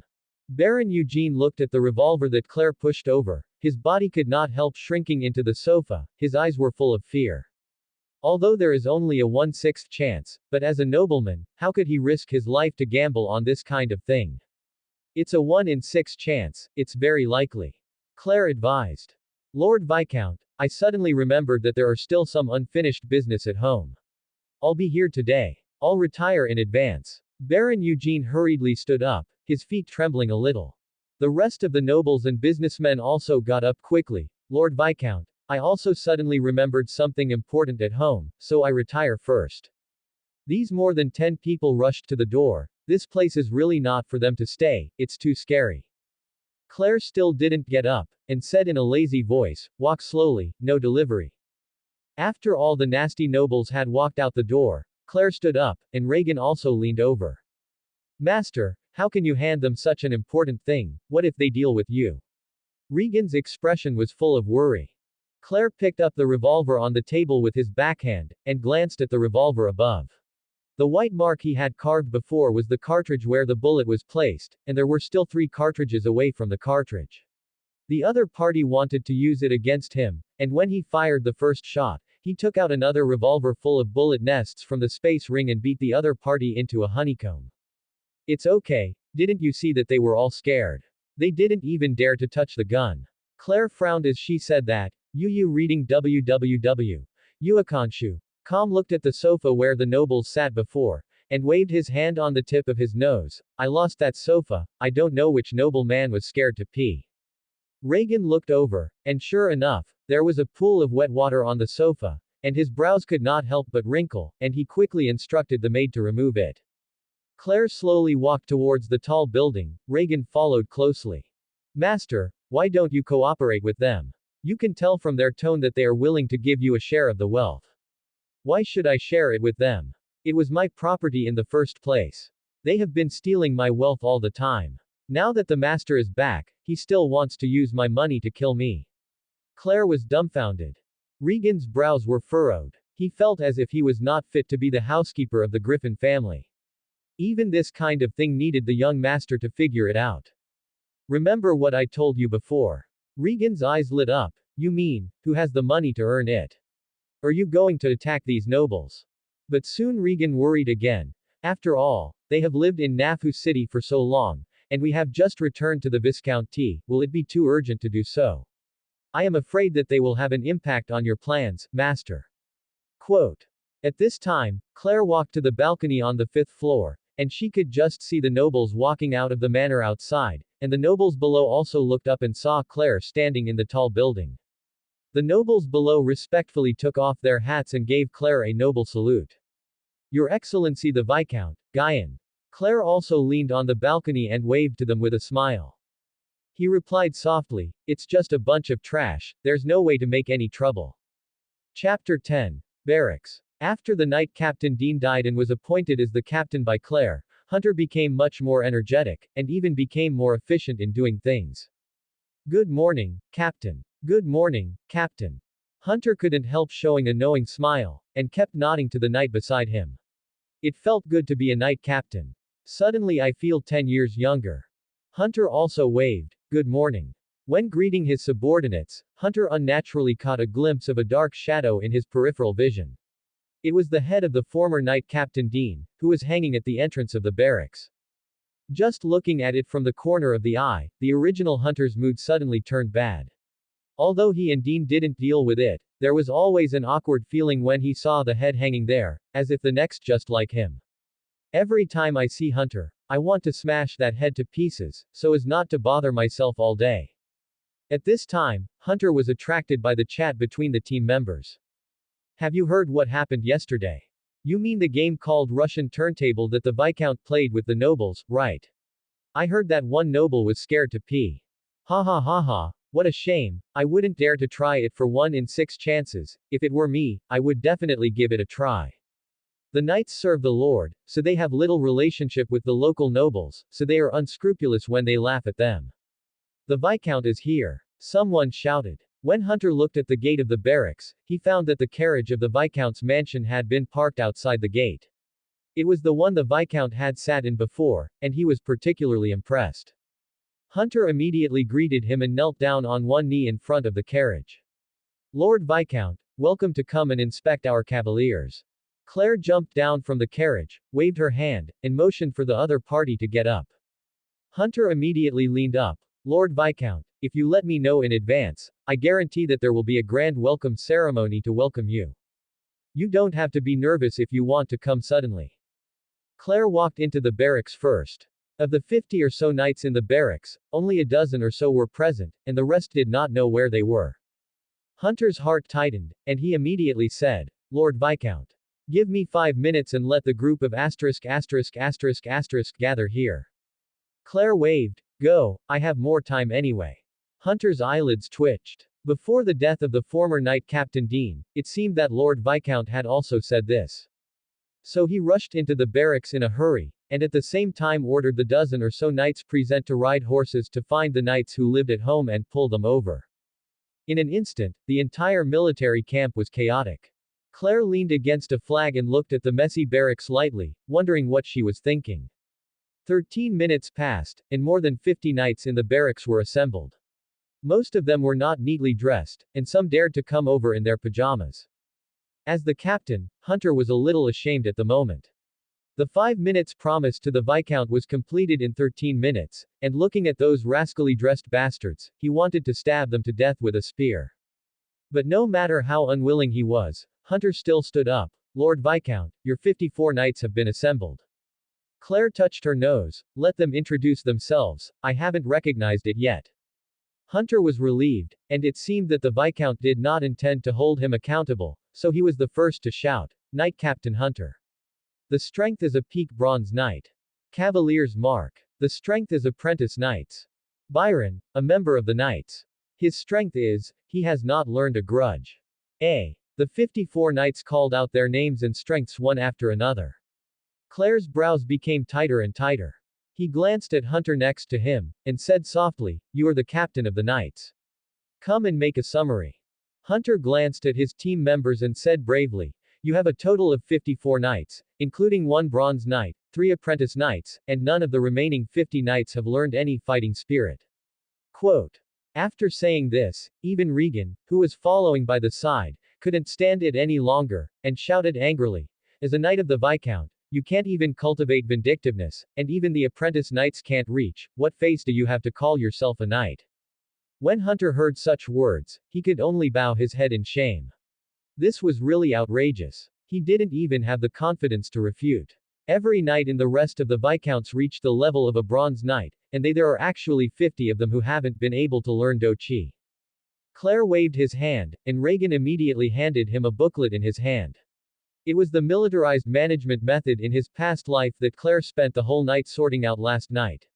He was also a military fan in his previous life. I still know more about the knowledge, otherwise I can't tell so many details of the Colt revolver when trading. Facing the 50 or so knights, Claire shouted loudly, "I'll give you 3 more days now. Those who fail to be promoted to apprentice knights within 3 days will automatically withdraw from the knight team." He then photographed the organized booklet on Hunter's chest, and said softly, "Train them according to the above method from today." The knights below all stared wide-eyed. This is simply making things difficult for them. The knighthood on my body was originally inherited from my father. Life. Before they could speak, Claire said again, "Reagan." "Yes. Young master, if you have anything to do, just tell me. Go and post an announcement for the recruitment of knights. Some people don't think that this place can't function without him." "Yes." Regan answered loudly, with an excited expression. Here, he felt that he had become a knight. His voice became much louder and his chest became firmer. His young dream was to become a knight of the previous generation of viscounts, but the previous generation of viscounts was addicted to women, and had no desire to organize a knight team, so he became the steward of the Griffin family. Claire patted Captain Hunter on the shoulder. "Do you know what to do?" Hunter's pupils shrank, and he looked at Claire sharply, wanting to see the answer on the other's face, but he really didn't know what to do. Reading www.uakanshu.com. I'm leaving. I'll be back in 3 days. I hope there will be a few more apprentice knights among you. Claire stepped on the carriage and drove in the direction of the Viscount mansion. Hunter was still staring at the back of the carriage. He didn't understand the meaning of Claire's words just now. "Captain, what is the book he gave you?" The team members also leaned over. Hunter came back to his senses and quickly opened the booklet in his hand and displayed it in front of everyone. After less than 2 minutes, everyone frowned. "No, you really have to practice like the above. Isn't that exhausting?" "Yes, the training intensity of my father's generation was not that great. My grandfather's generation is still possible. You must know that my grandfather is also a bronze level knight." "Whose grandfather is not a bronze level knight, or else can he come here to be a knight? My grandfather is still at the silver level, and now he has fallen with you guys. Don't think about it for now, think about how to advance to the apprentice knight." Everyone scratched their heads. "It's only been 3 days. I haven't practiced vindictiveness for a long time. 3 days is simply not enough. I think Lord Viscount just wants to weed out all of us." "Impossible. With so many of us, where can we find a new knight after we have eliminated him? Didn't he say it? Post a notice. Che, our ancestors were all knights. Can other people in Nafu have our conditions? They are so hungry that they can't even eat, and they are still training. Then you don't practice. No practice, let's have a good time later." Great. Chapter 11. Epiphany. In the past 3 days, not everyone did not practice, some practiced for a day and then gave up, and some practiced for 3 consecutive days and failed to break through to the apprentice knight. 3 days passed quickly, and Claire came to the barracks again. Because the time of the visit was explained last time, this time it looked much better than the first time. At least Claire didn't have to wait for the knights to gather, but they still didn't stand, looking like they didn't care.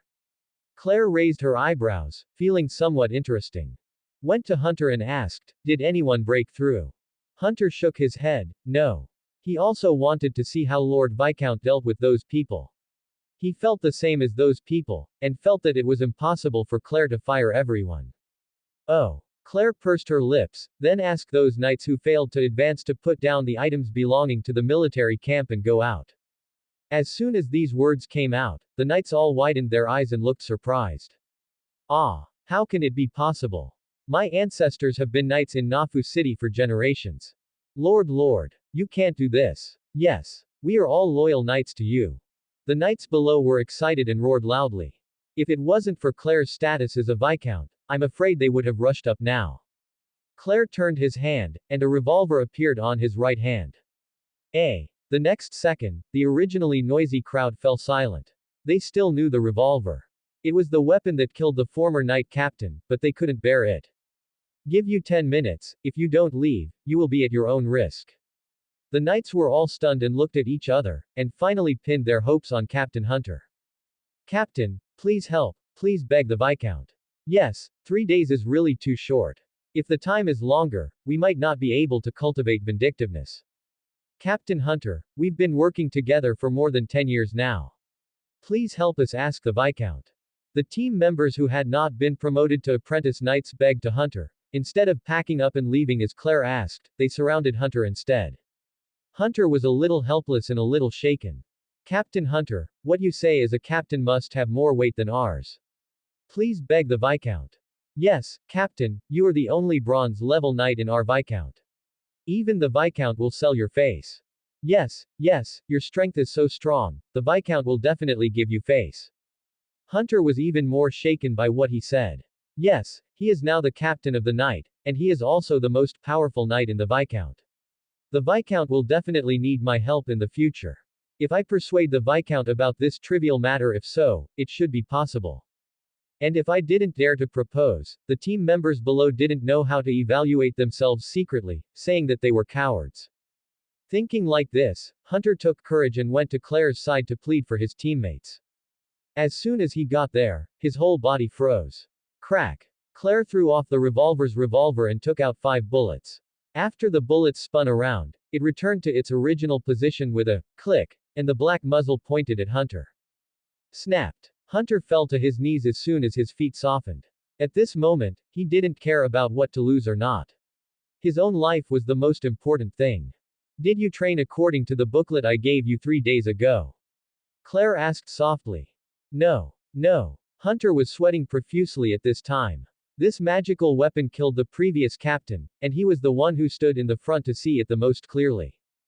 Okay, then since you didn't complete the task I gave you, you deserve to be punished. Now that there is a bullet in the cartridge, you have a 1/6 chance of dying.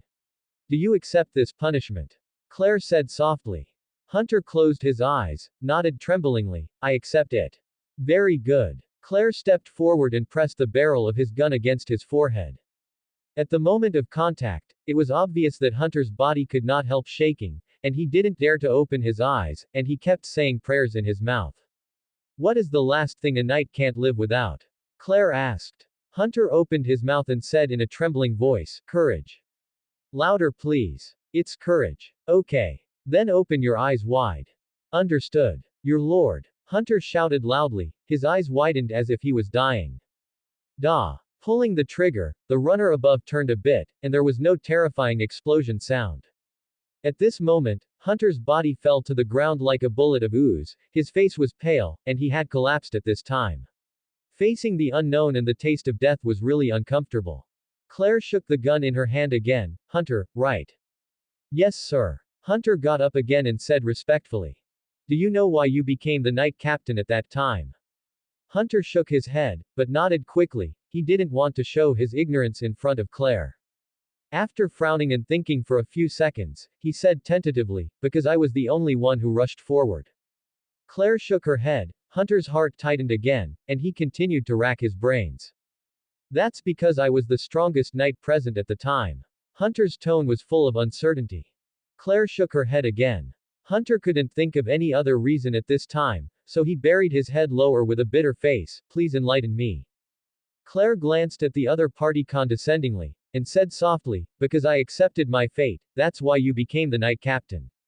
Hunter's body trembled, and in places he couldn't see, his mind also trembled and sublimated, as if he had realized something at this moment. Yes, the reason why I can become a knight captain is not because of my own strength or my original behavior. Although this has a certain influence, the most important point is that the Viscount is accepting his fate. It was he who gave me the position of captain of the knights, and you reading www.yuekanshu.com entrusted me with the right of captain of the knights. So I'm not unique, I can be the knight captain, so can others, my strength and everything else about me are not important. As long as the Viscount accepts his fate, anyone can become the knight captain. At this moment, Hunter seemed to have sensed the truth of the world, and the whole person became excited and blood boiled. It seems that you are a smart person and can know what I'm talking about. Claire chuckled, which is why he likes to deal with smart people, no need for nonsense.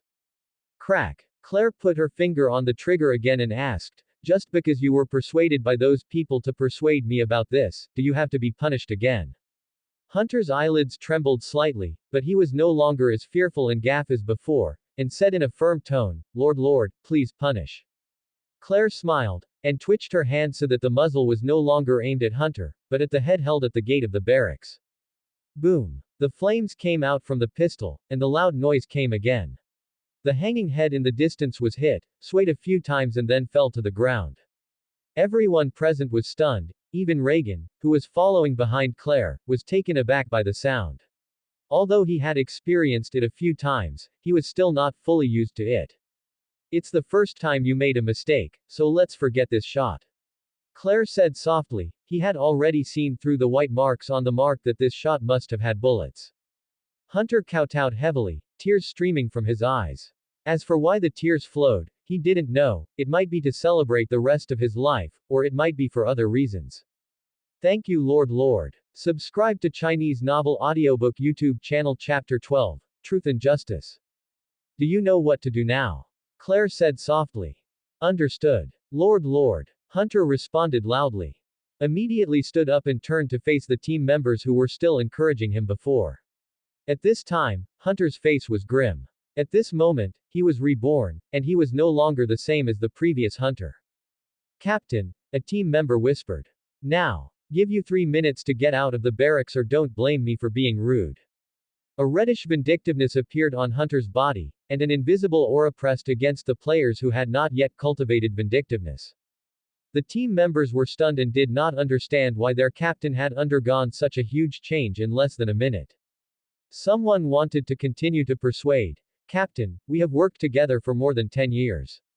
Shut up. I'm not your captain from now on. You are no longer Knights of the Viscount Griffin.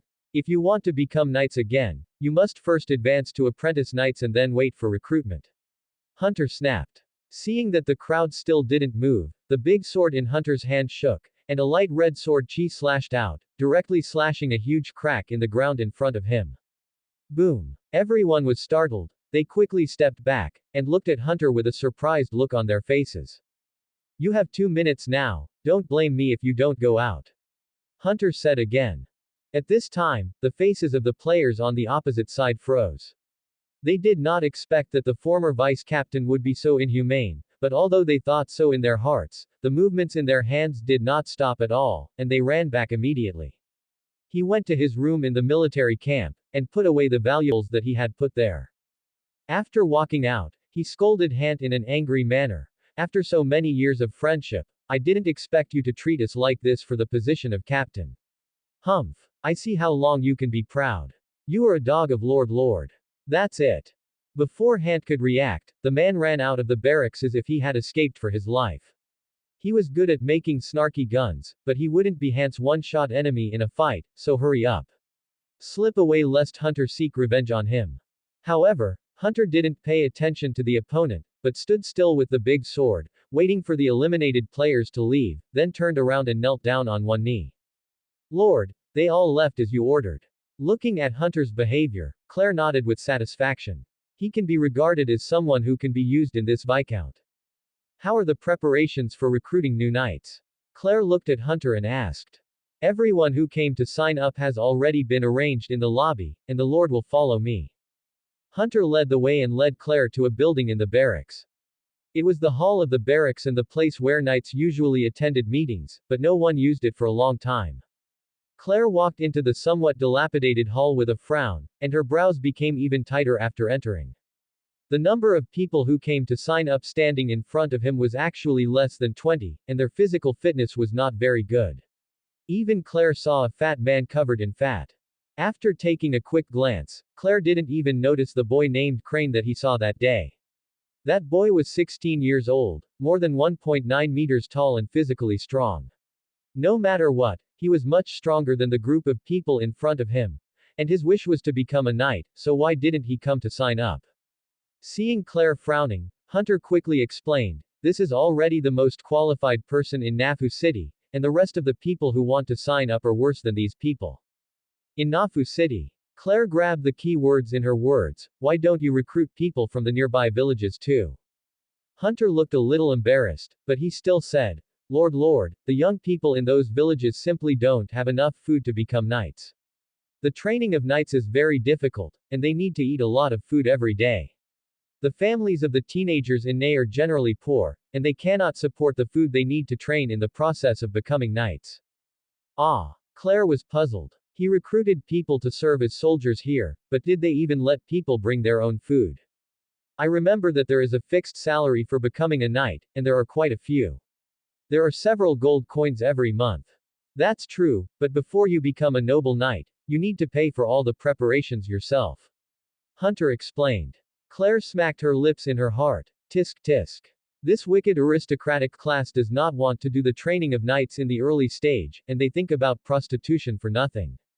Claire waved. Let them go back. Hunter's eyes flickered a little surprised, but he disbanded all those people according to Claire's instructions. Go and reissue a recruitment announcement.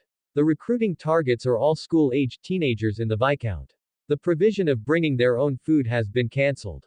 I will provide them with free food and a monthly salary of 500 copper coins. Hunter opened his mouth in surprise, and said excitedly the next second, yes. Lord. He is not a fool, he knows how many potential knights this modification can bring to the barracks. Claire patted Hunter on the shoulder. I'll leave it to you to select potential people. Don't let my 500 copper coins and food money go to waste. Guaranteed to complete the mission. Lord. I will cultivate the strongest knight team for you. Hunter said excitedly. Claire turned around and walked out, and said softly, the old hall should be repaired, and the broken equipment in the training ground should be replaced. Remember to go to Butler Regan to get money later. Don't spend any less money. Hunter trembled. Looking at Claire's back, he could feel that this new Viscount seemed to have a different vision and a vision different from that of other nobles. The blood in his heart was also completely ignited. I promise you will not be disappointed, Lord. Claire looked back at the excited Hunter. I will come again the day after tomorrow. Reading www.uakanshu.com.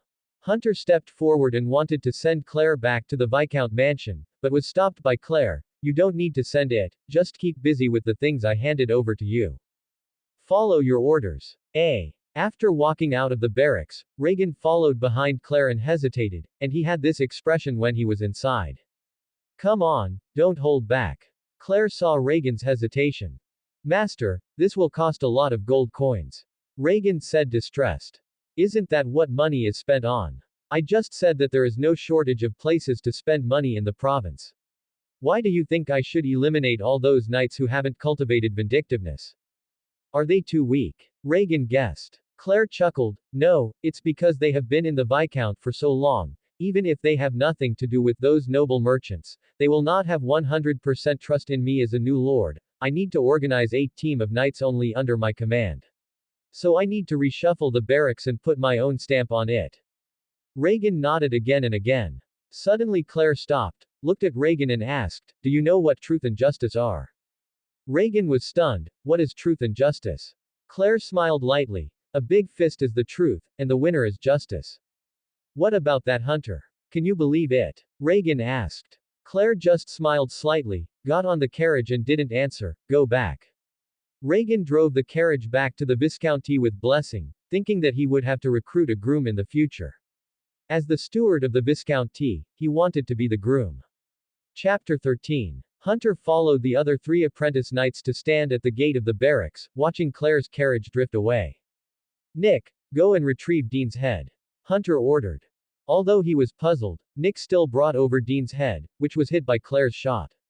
Dean's head had now turned into a shriveled skull with only a layer of skin covering it.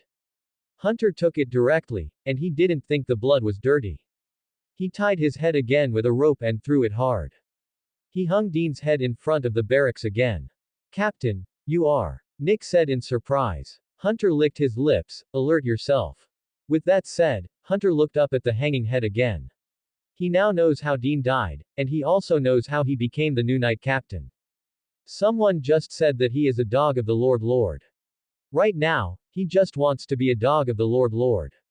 After all, the dog has meat to eat, right? But if you become the enemy of the Lord, then the consequences will be like this hanging head. Some people want to be a dog, but they can't, hee. Captain. Nick looked at Hunter. What should we do next? The other 2 apprentice knights looked at the empty barracks, and felt a little empty in their hearts. There were only 4 of them left in the barracks of more than 50 knights, and they couldn't help feeling a little lonely. Hunter shouted. Now. Ride your horses. Go and spread the rule that the Lord just revised. Before tonight, all the school-aged teenagers in the Viscount must know. Under the leadership of the Lord, the knights of the Viscounty Liffen will become famous all over the world. Hearing the loud and passionate words of their own captain, the blood of the three knights was also aroused, and they immediately took action to find their warhorse and straddled it. Picking up the horse's back, 4 strands of smoke billowed from the barracks door, and they flew in 4 directions. In a village north of Nafu City, the 4 members of Mei Li's family were eating at home. They lit a weak candle to illuminate the small house. Among the villagers, there is no magic lamp that can light up the whole house like the noble family, and can only use weak candlelight for lighting. Mei Li, this is the candy I bought for you after I went to the city to sell the food today. Crane opened her hand and handed Mei Li the brown sugar in her hand. Mei Li's smart eyes were full of excitement. She took the brown sugar and licked it. Thank you brother, my favorite brother. But licking and licking, Mei Li couldn't help thinking of the rainbow candy who gave her the other day. Big brother, that rainbow candy must be tastier and sweeter than this brown sugar. But Mei Li quickly shook her head sharply, thinking in her heart, the brown sugar that my brother bought for Mei Li is the sweetest, and my brother is the best. Although my mother didn't buy it for Mei Li before, this is the money my mother gave me, so mother is also very good. Seeing his sister happily licking the brown sugar, Crane also showed a happy smile, but he seemed to think of something soon, and his mood became low. The woman gave Crane a worried look, then turned to look at her husband, wanting him to do something. The man sighed and patted Crane's shoulder with his big palm, comforting, it's all right, wait until next year when our family has enough food and when Lord Viscount recruits knights, then you will definitely become a knight. Excellent knight. The woman also immediately replied, yes, the Viscount has exempted so many taxes, and we will definitely have a lot of food and money left in the coming year, and then you can go to Nafu City to become a member of the city of Kellen. Knight. Crane's eyes were bright and dark, and after a while, he squeezed out a smile, okay, it's alright, let's eat. But he knew in his heart that even with so many tax reductions and exemptions, a child from an ordinary peasant family had no hope of becoming a knight at all. It was impossible to only eat wheat bread during training, and he also needed some special medicines and a lot of meat. In this way, there is hope to cultivate a grudge and advance to become an apprentice knight. Moreover, the recruitment of the cavaliers does not happen every year. Generally, it is good to be able to recruit once every 10 years in the general territory. After 10 years, his age is not the best age to become the cavaliers. The cavaliers will not ask for it, his. Of course, if he sells iron now, he can become a knight, but his family may not finish his meal, and the strength in his bones does not allow him to do such a thing. Mary licked the candy in her hand and looked up at her brother. For some reason, she felt a trace of loss from Crane, which did not match the expression on her face. Brother. Melly stretched out her little hand and held Crane's thumb. Crane's attention was attracted, he asked with a smile on his face, is brown sugar delicious? Melly held Crane's little hand even harder, her other hand clenched into a fist-like gesture of encouragement, and said firmly, brother, come on. Crane was stunned. In the past, when he used a wooden sword to practice swordsmanship in the front yard, Melly encouraged him like this, but now it makes me want to cry. There were tears in Crane's eyes, but he soon closed his eyes tightly to endure it, and rubbed Mei Li's little head with his hands, unable to say anything. When the couple saw their son with his head bowed, the feeling in their hearts was also uncomfortable. Since childhood, Kellen's only wish was to become a real knight, but now they finally have the opportunity, but because of family factors, they cannot. If they don't give up, their hearts as parents are blocked at this moment. Father, I'll go to harvest wheat with you tomorrow morning. Crane's voice seemed a little choked up. The man was stunned for a moment, and said, isn't that the time for you to exercise and practice swordsmanship in the morning? You don't have to go, I can do it alone. Come and help me when you're done practicing. Crane shook his head and looked up at his parents, but at this time the two parents could clearly see that Crane's eyes were already red. I won't practice in the future. Actually, there is nothing to be a knight. The couple's eyes widened and they looked at each other. They both knew that becoming a knight was Crane's dream since he was a child, so he gave up like this. Crane has really figured it out. When he met the big brother before, he said that he became a knight to protect his family and keep them fed. Now the Viscount has reduced so many taxes. It should be no problem to have enough to eat, so it doesn't matter if you become a knight or not. Moreover, a profession like knight should not be thought of by a child from an ordinary family like me. What kind of profession should be done in any family, and can't be too ambitious. The couple looked at each other and opened their mouths to say something, but they didn't know what comforting words they could say. Let's eat, and remember to call me to collect wheat tomorrow. Crane laughed. Okay. The man replied slowly. Yeah. Crane nodded, chewing on the brown bread he was holding without saying a word. Boom. A sound came from the door, and a young man who looked about the same size as Crane was gasping for breath with an excited look on his face. Brother Ike, why are you here? Crane quickly stood up and walked over. Ike was the same age as him in the same village. Because he was 1 year older than him, he kept calling him brother. Ha ha. Ike was still gasping for breath, but still excited. Good news, news. Good news, Crane. What's the matter? Crane looked puzzled. He didn't see the other party so excited when he was exempted from the tax last time. The Viscount has ordered again to recruit knights again. Crane's eyes lit up. Yu was reading www.yequanshu.com but soon faded back and re-recruited knights with the same result. This is not the same as last time. Ike grabbed Crane's hand. Lord Viscount has revised a rule. We don't need to spend money to train in the military camp. Everything is free. Crane couldn't close his mouth in shock, so he quickly asked, Really? Really? Come and see with me, there is a knight who has come to our village on horseback. How can this be fake? After saying that, Ike took Crane's hand and pulled him out. Mr. Gary, Ms. Jessica, Crane and I will take a look. We'll be back soon. Crane also cast a longing look at his parents, and the couple waved quickly and told them to go. After Crane left, the family without one person was much more cheerful than it was at the beginning. The faces of the couple were full of smiles. Although Mei Li didn't know what happened, she was eager to eat. Because this cheerful mood has risen. Lord Viscount is really a good person. The man sighed, knowing that his son's wish could finally be fulfilled this time. The woman immediately echoed, The Viscount is the best noble I have ever seen. When I go to the church to pray next week, I will make a wish to the Lord that he is healthy and safe. Mentioning this, the man and the woman immediately put their hands together, thank the Lord for giving us food. Mei Li also imitated everything on the side, thank the Lord for giving us food. Then she secretly opened one eye and looked at her parents.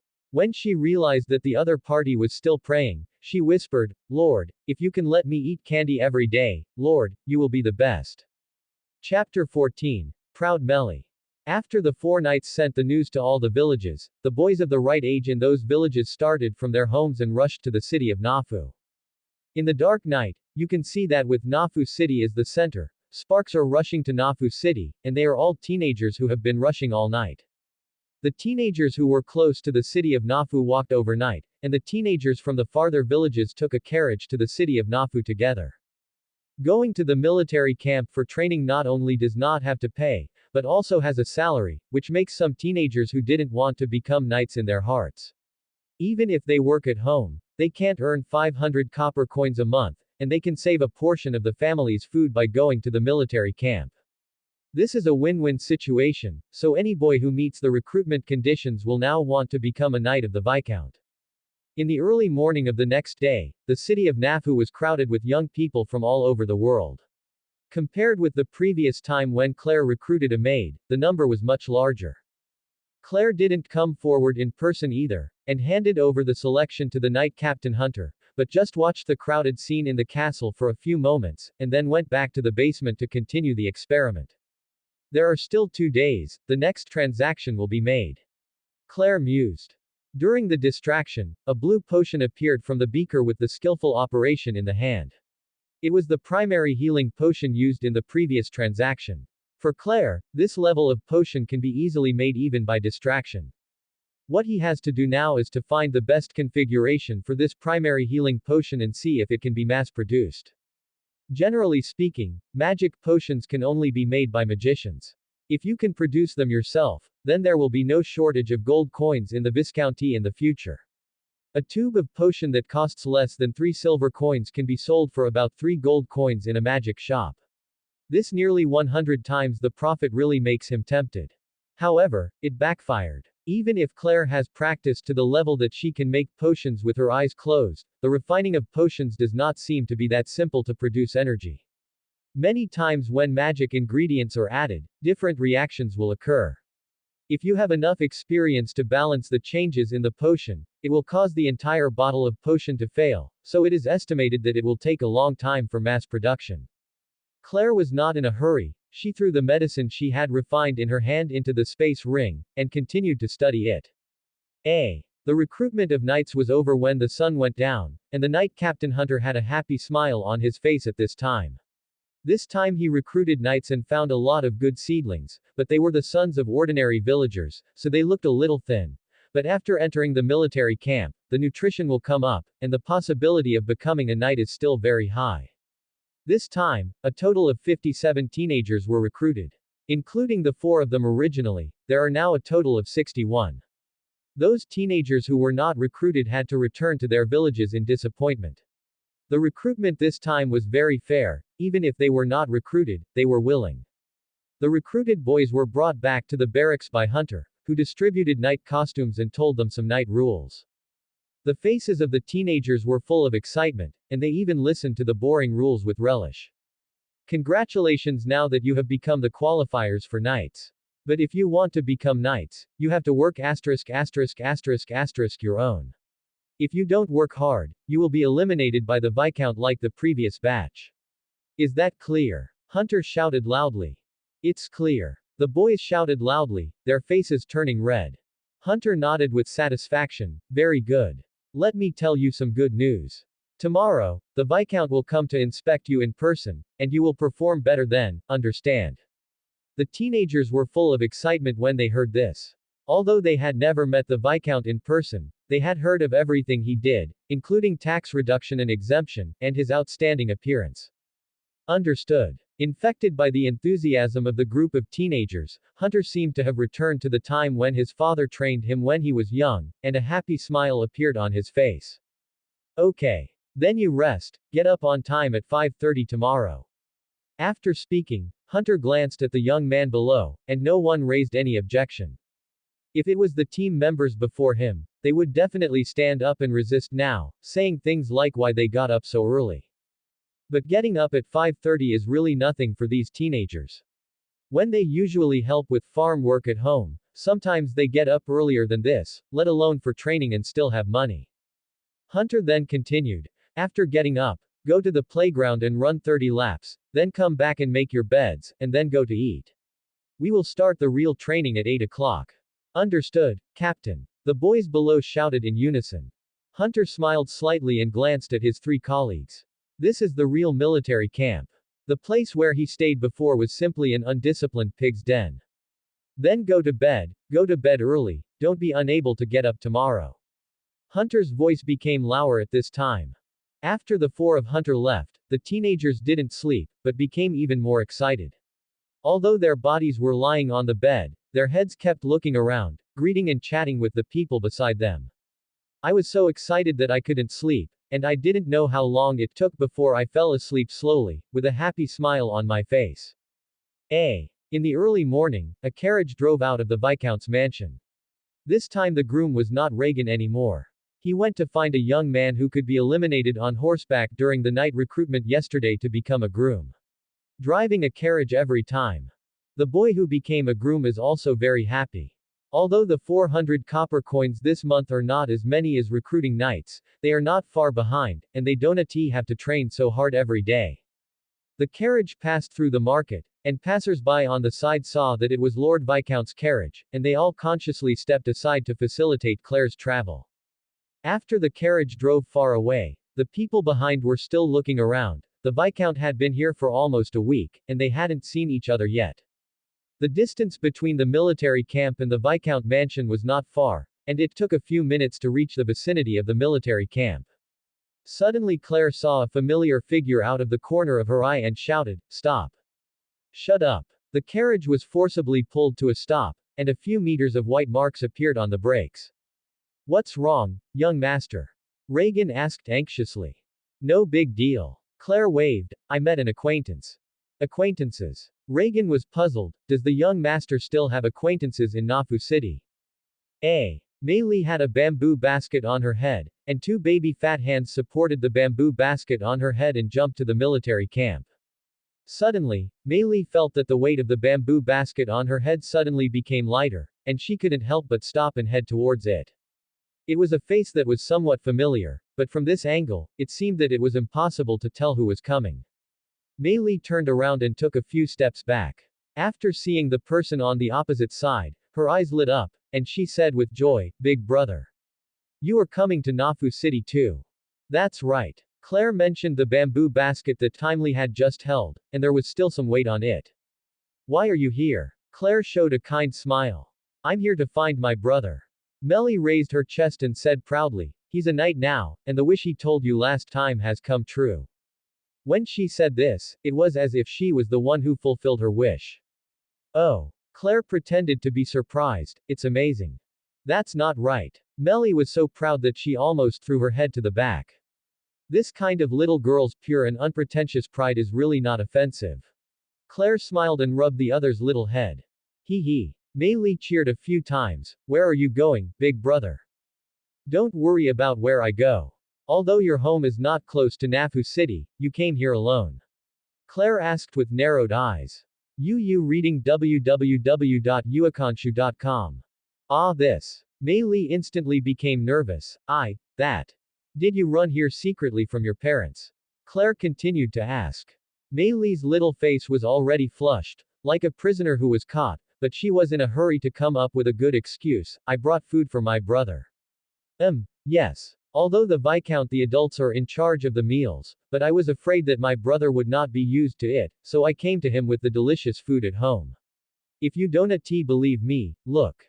In fact, it was because Mei Li hadn't seen her brother for a day, and she suddenly missed her brother, so she ran out of the house. Fortunately, all the good people she met along the way gave her the route to the military camp, otherwise I'm still wandering around Nafu City now. Claire lifted the cloth on the bamboo basket, only to see the wheat bread and a piece of dark roasted meat inside, and the corner of her mouth twitched. At the same time, the teenagers in the military camp looked at the head-sized pieces of meat and the bread that smelled of flour in front of them, with surprised expressions, which they had never seen even on any major festival. What?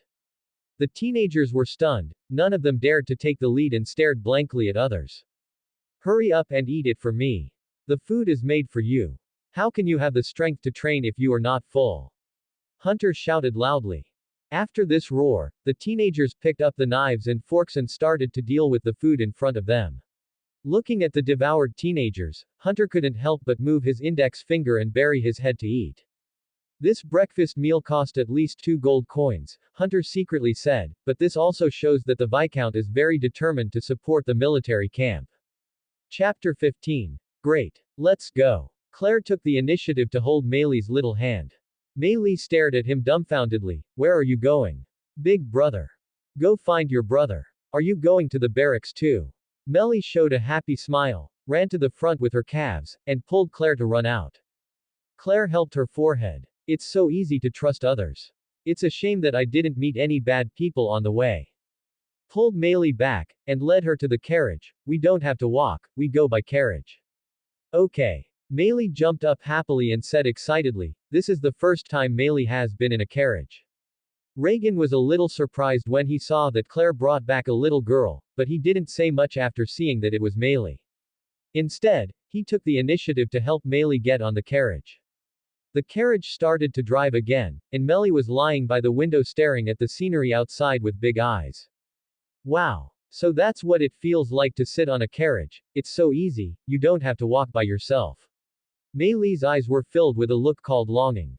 "By the way, do you still want candy?" Claire took out rainbow candy from her arms and shook it in front of Mei Li. "Buck." Mei Li wiped the saliva from her mouth. "Mei Li wants it." Claire put the candy in Mei Li's hand and asked, "Do you know how to untie the candy paper?"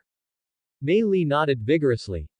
I saw the big brother last time and you untied it." After the little fleshy face frowned and untied it several times, Mei Li finally untied the candy paper and muttered, "Everything is fine, that's why it is wrapped in a piece of rainbow paper, there is no brown sugar." Quote. After putting the candy in her mouth, A happy smile appeared on Meili's face. It's sweet and sour, it seems to be much better than brown sugar. This thought instantly made her fall into guilt. She clearly thought that the brown sugar her brother bought was the best, and she betrayed so easily. Oh, right. Elder brother. Meili seemed to have thought of something, turned her head to look at Claire and asked, Big brother, can you give me another candy? Just one, my brother hasn't eaten it yet, I want to give him a taste later. Quote. Claire smiled softly, took out 2 candies wrapped in rainbow paper again and put them in Meili's hands. 2 for you, then eat with your brother. Okay. Meili waved her hands excitedly.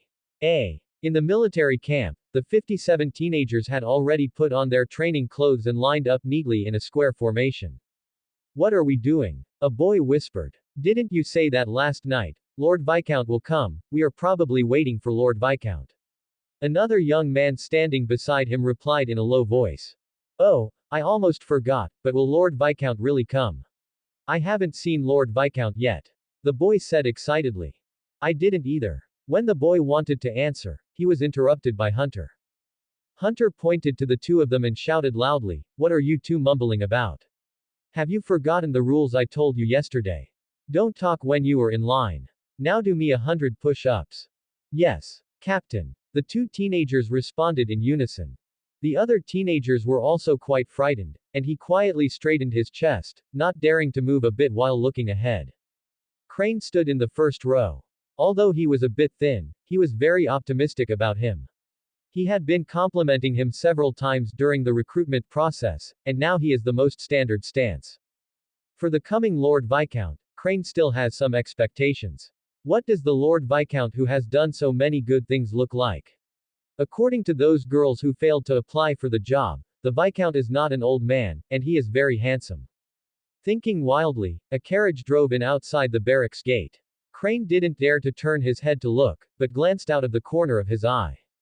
3 people got on and off the carriage. The one at the front should be the Viscount, and the one behind him should be the housekeeper of the Viscount's house, but why is there a figure less than 1 meter tall?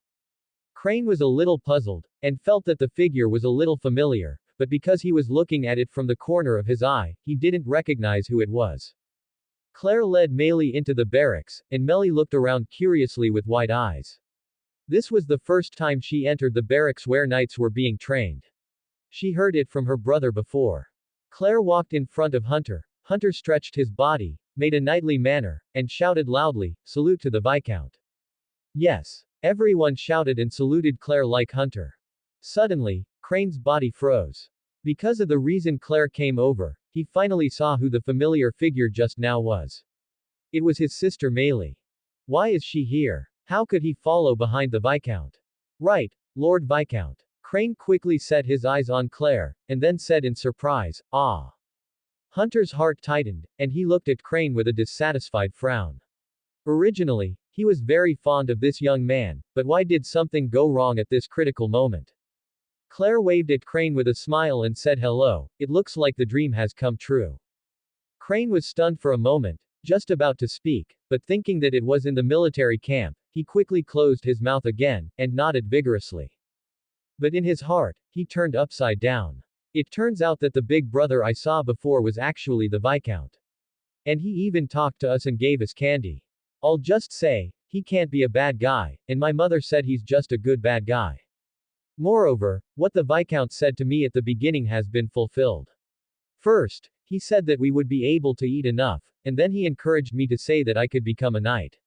Now I have done it. And the territory is gradually getting better after the Viscount comes back. The Viscount is really a good person.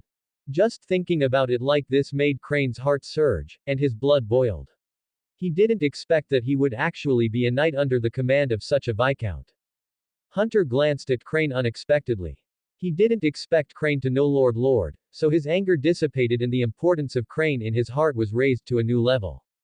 Even Meili, who was holding Claire's hand, widened her eyes in surprise at this time, raised her head and looked at Claire in a daze.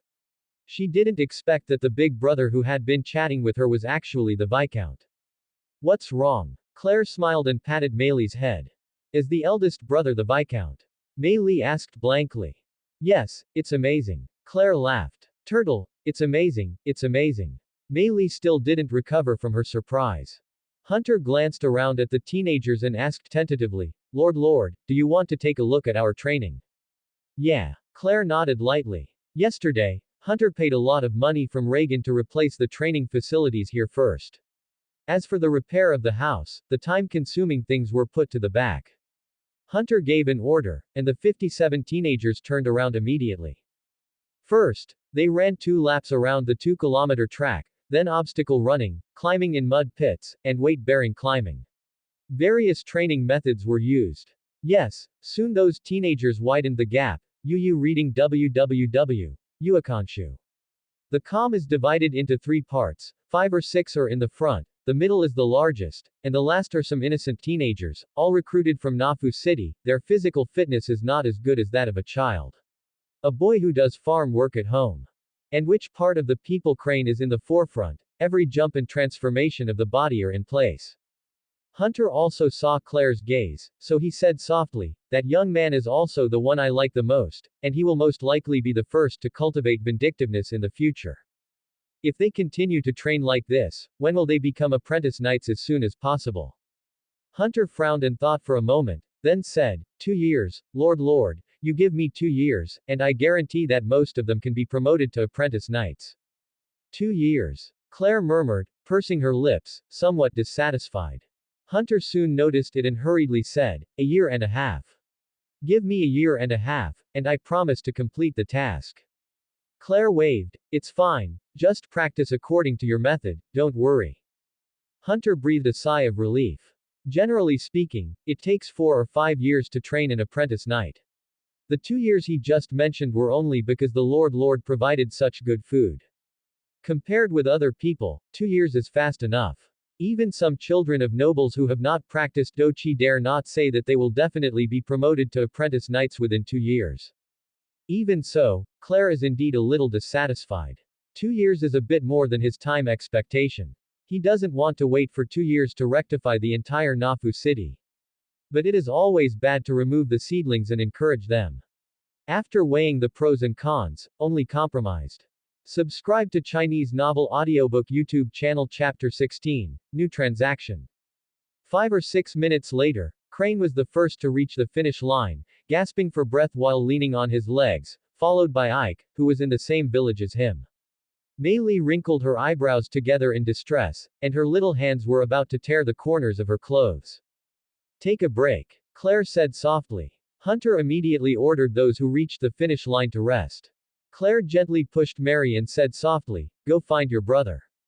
Oh. Mei Li ran over after realizing it, and opened her little fleshy hands to hug Kellen, but Kellen held her little head down. Don't hug me, I'm covered in mud now. HMPH. Bad brother, I won't hug Mei Li anymore. Mei Li said with a kimbo on her hips. Crane poked her on the forehead, why did you come here? You are also with the Viscount. Speaking of this, Mei Li's eyes lit up. She took Crane's hand and said excitedly, Mei Li didn't even know that the eldest brother is actually the Viscount. Mei Li brought me here on the way. Crane poked Mei Li on the head again, I haven't said how you got here. Mei Li closed her mouth, looked down at her heels, and said nothing. Running out of the house secretly. Didn't tell mom. Mei Li was in a hurry, I'm here to give my brother something delicious. She opened her bamboo basket and took out the wheat bread and dark roasted meat inside. Crane glanced at it and smiled, then picked it up and put it in his mouth. Although he couldn't compare to the delicacies he ate in the morning, it was indeed delicious for his family. After eating a few bites of bread, Crane put the food back in the basket. Brother is not short of food here, so don't bring anything over here, you know. But Mei Li misses her brother. Mei Li was about to cry. She didn't see her brother for a day and felt like she was about to die. Crane patted Mei Li's head and comforted. Brother can go back twice a month, you just stay home and wait for your brother, then I'll buy you candy and go back. Oh. Speaking of candy, Mei Li suddenly remembered something, took out the 2 Skittles that Claire had given her before, took out one and handed it out. No, this is Mei Li and the eldest son. The candy my brother asked for, this one is for you. Crane took it from Mei Li's hand, and then saw Mei Li put another candy back in her arms, and asked in doubt, aren't you going to eat it? Mei Li continued to hide the candy even deeper, And she was too busy to say, Mei Li has eaten it, and this one is taken back for my mother to eat. Mei Li thinks the candy is delicious, but my mother always says that the candy is not delicious. The brown sugar I bought was for Mei Li, she didn't even try it, this time this candy will definitely change her mind. As she spoke, Mei Li seemed to recall the beauty of the candy from before, and excitedly said to Crane, Brother, eat it quickly, sweet and sour is delicious, even better than brown sugar. Crane was stunned, glanced at the candy in his hand, and just wanted to speak. Mei Li said again, hurry up and eat, or Mei Li will be angry. It's really delicious.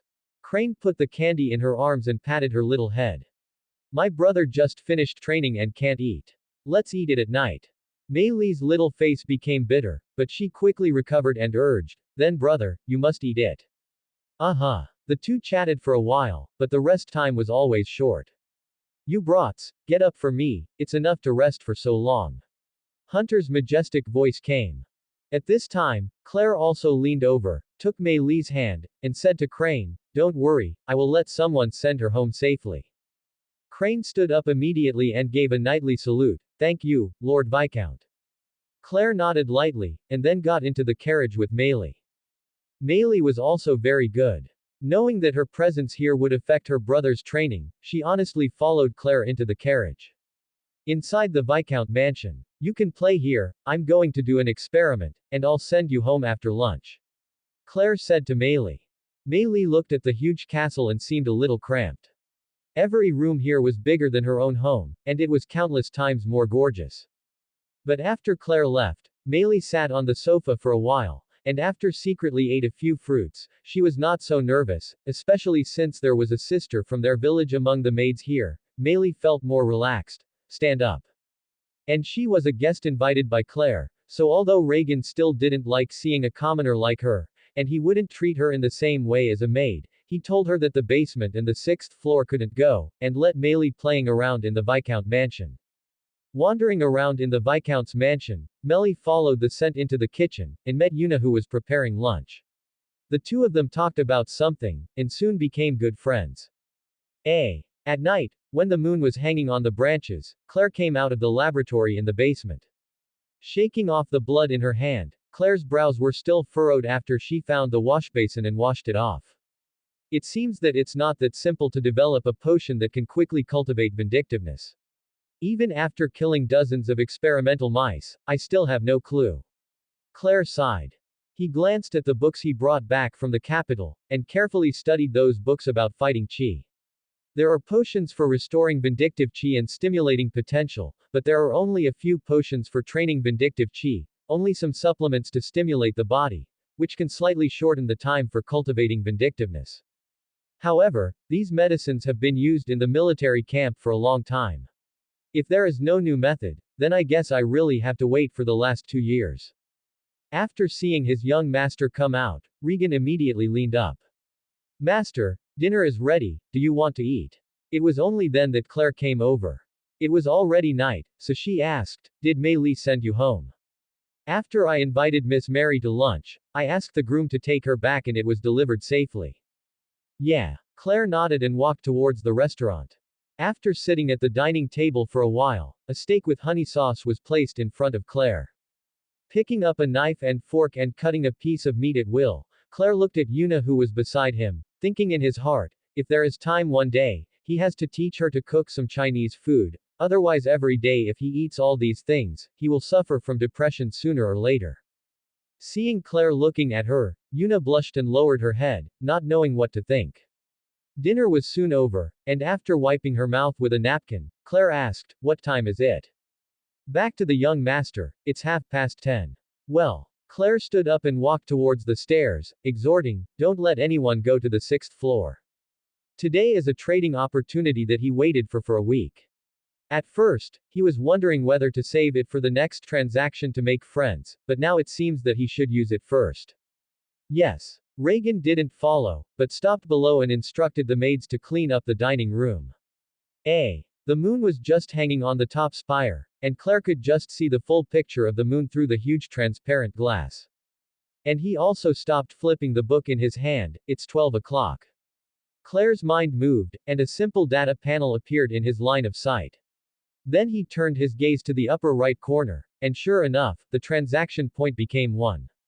Claire didn't hesitate, and said directly, "Start trading." The familiar vortex ripples reappeared, and a mysterious aura emanated. Even now Claire, who has completely mastered the original owner's knowledge of magic, has no idea how he managed this trans-world transaction. Claire's eyes were fixed on the vortex in front of her, waiting patiently. I hope I can match a better trader this time. Chapter 17. Can't trade. After staring at the vortex for 3 or 4 minutes, the vortex changed. Just like before, the vortex suddenly stopped, and then it was pushed aside like muddy water.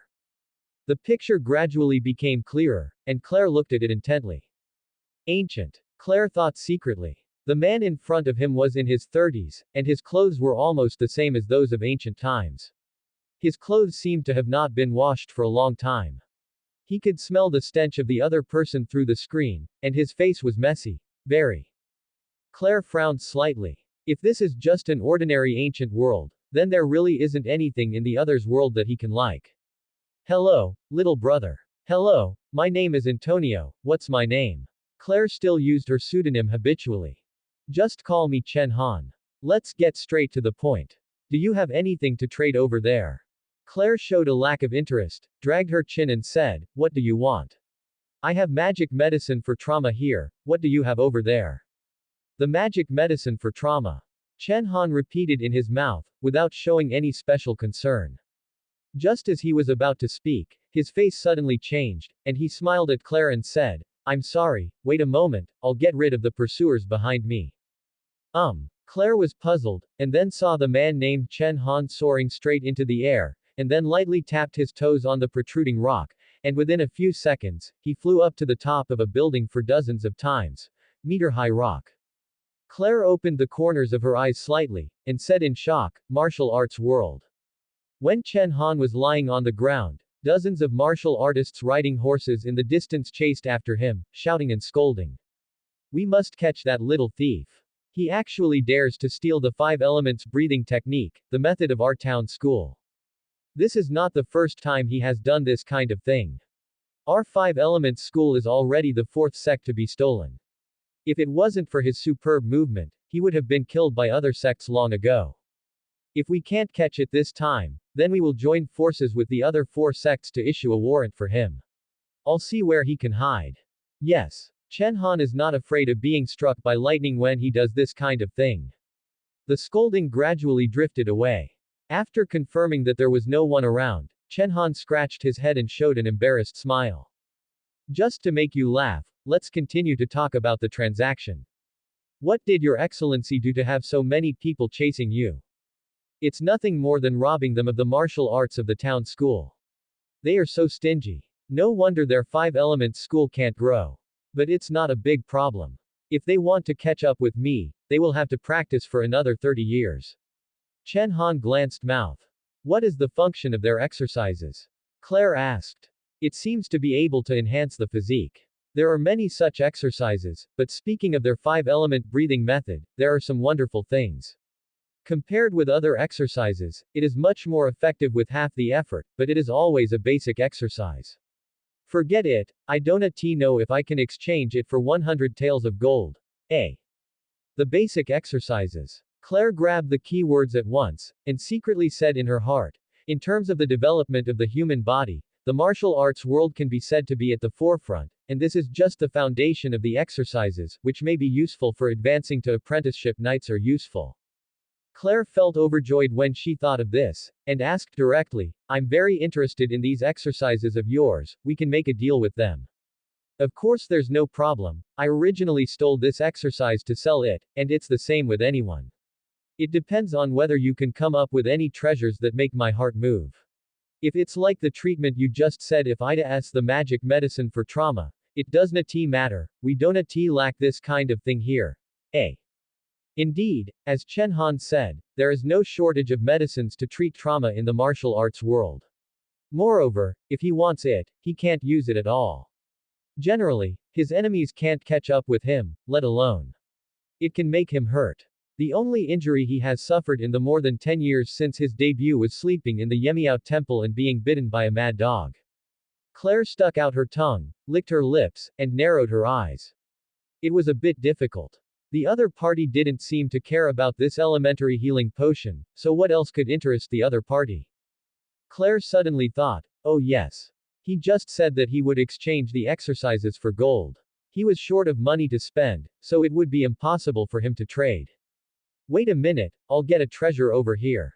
Claire got up and said, and then pointed the transaction screen to the reclining chair she was sitting on, so that the other party would not see the next screen. Hurry up and come back, it's almost half the time. Chen Han urged. After Claire got up, she walked to the desk, reached out and picked up the glass on the table, then walked back. After walking for a few steps, he paused, turned his head and rummaged in the cabinet, took out the gifts that the nobles had sent before, and threw a gold-made cup on the ground at will, and then put the glass on the ground. Go in, the lid is closed, and a beautiful crystal glass cup appears. The water glass made of gold rolled on the floor made of marble and slipped to Claire's feet. Bang! With one kick, the golden water cup was kicked several meters away. Just like that, Claire walked back to the chair with the repackaged glass. What treasure did you bring? Chen Han asked, staring at the gift box in Claire's hand. This gift box looks good from the outside, so the baby inside must be worthy of its identity. Claire carefully opened the gift box, showed the glass inside, and carefully observed Chen Han's expression on the other side. Sure enough, the moment the glass appeared, Chen Han's eyelids trembled slightly, but he quickly controlled his expression and didn't let himself be too exaggerated. Well, it seems that the opposite world has not made glass yet. Claire started to flicker. This is the treasure in the kingdom of the merman who came to the extreme East Sea, the crystal glass cup. I think your world also has such strange things as glass, but it looks like such a crystal clear glass. I guess it's rare. Chen Han stared straight at the glass in Claire's hand, his throat moved and swallowed. The colored glazes are all yellow and green. Where can there be such a transparent glazed glass, and even those variegated colored glazes are worth thousands of gold. If you trade this crystal glazed glass, wouldn't you be prosperous? Claire continued to flicker. This is made of crystals taken from the abyss. Only the royal family of the merman can have it. I bought it for a lot of money. Don't say it, I am indeed very interested in this thing, let's make a deal. Chen Han hurriedly said. Because the countdown in the upper right corner is almost 1 minute, if it is any slower, the trading channel will be closed. No hurry. Claire closed the gift box with a smile and hid it in her arms.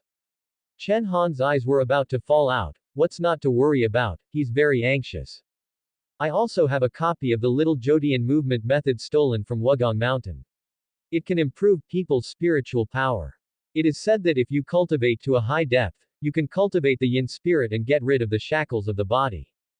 Claire continued to laugh without saying a word.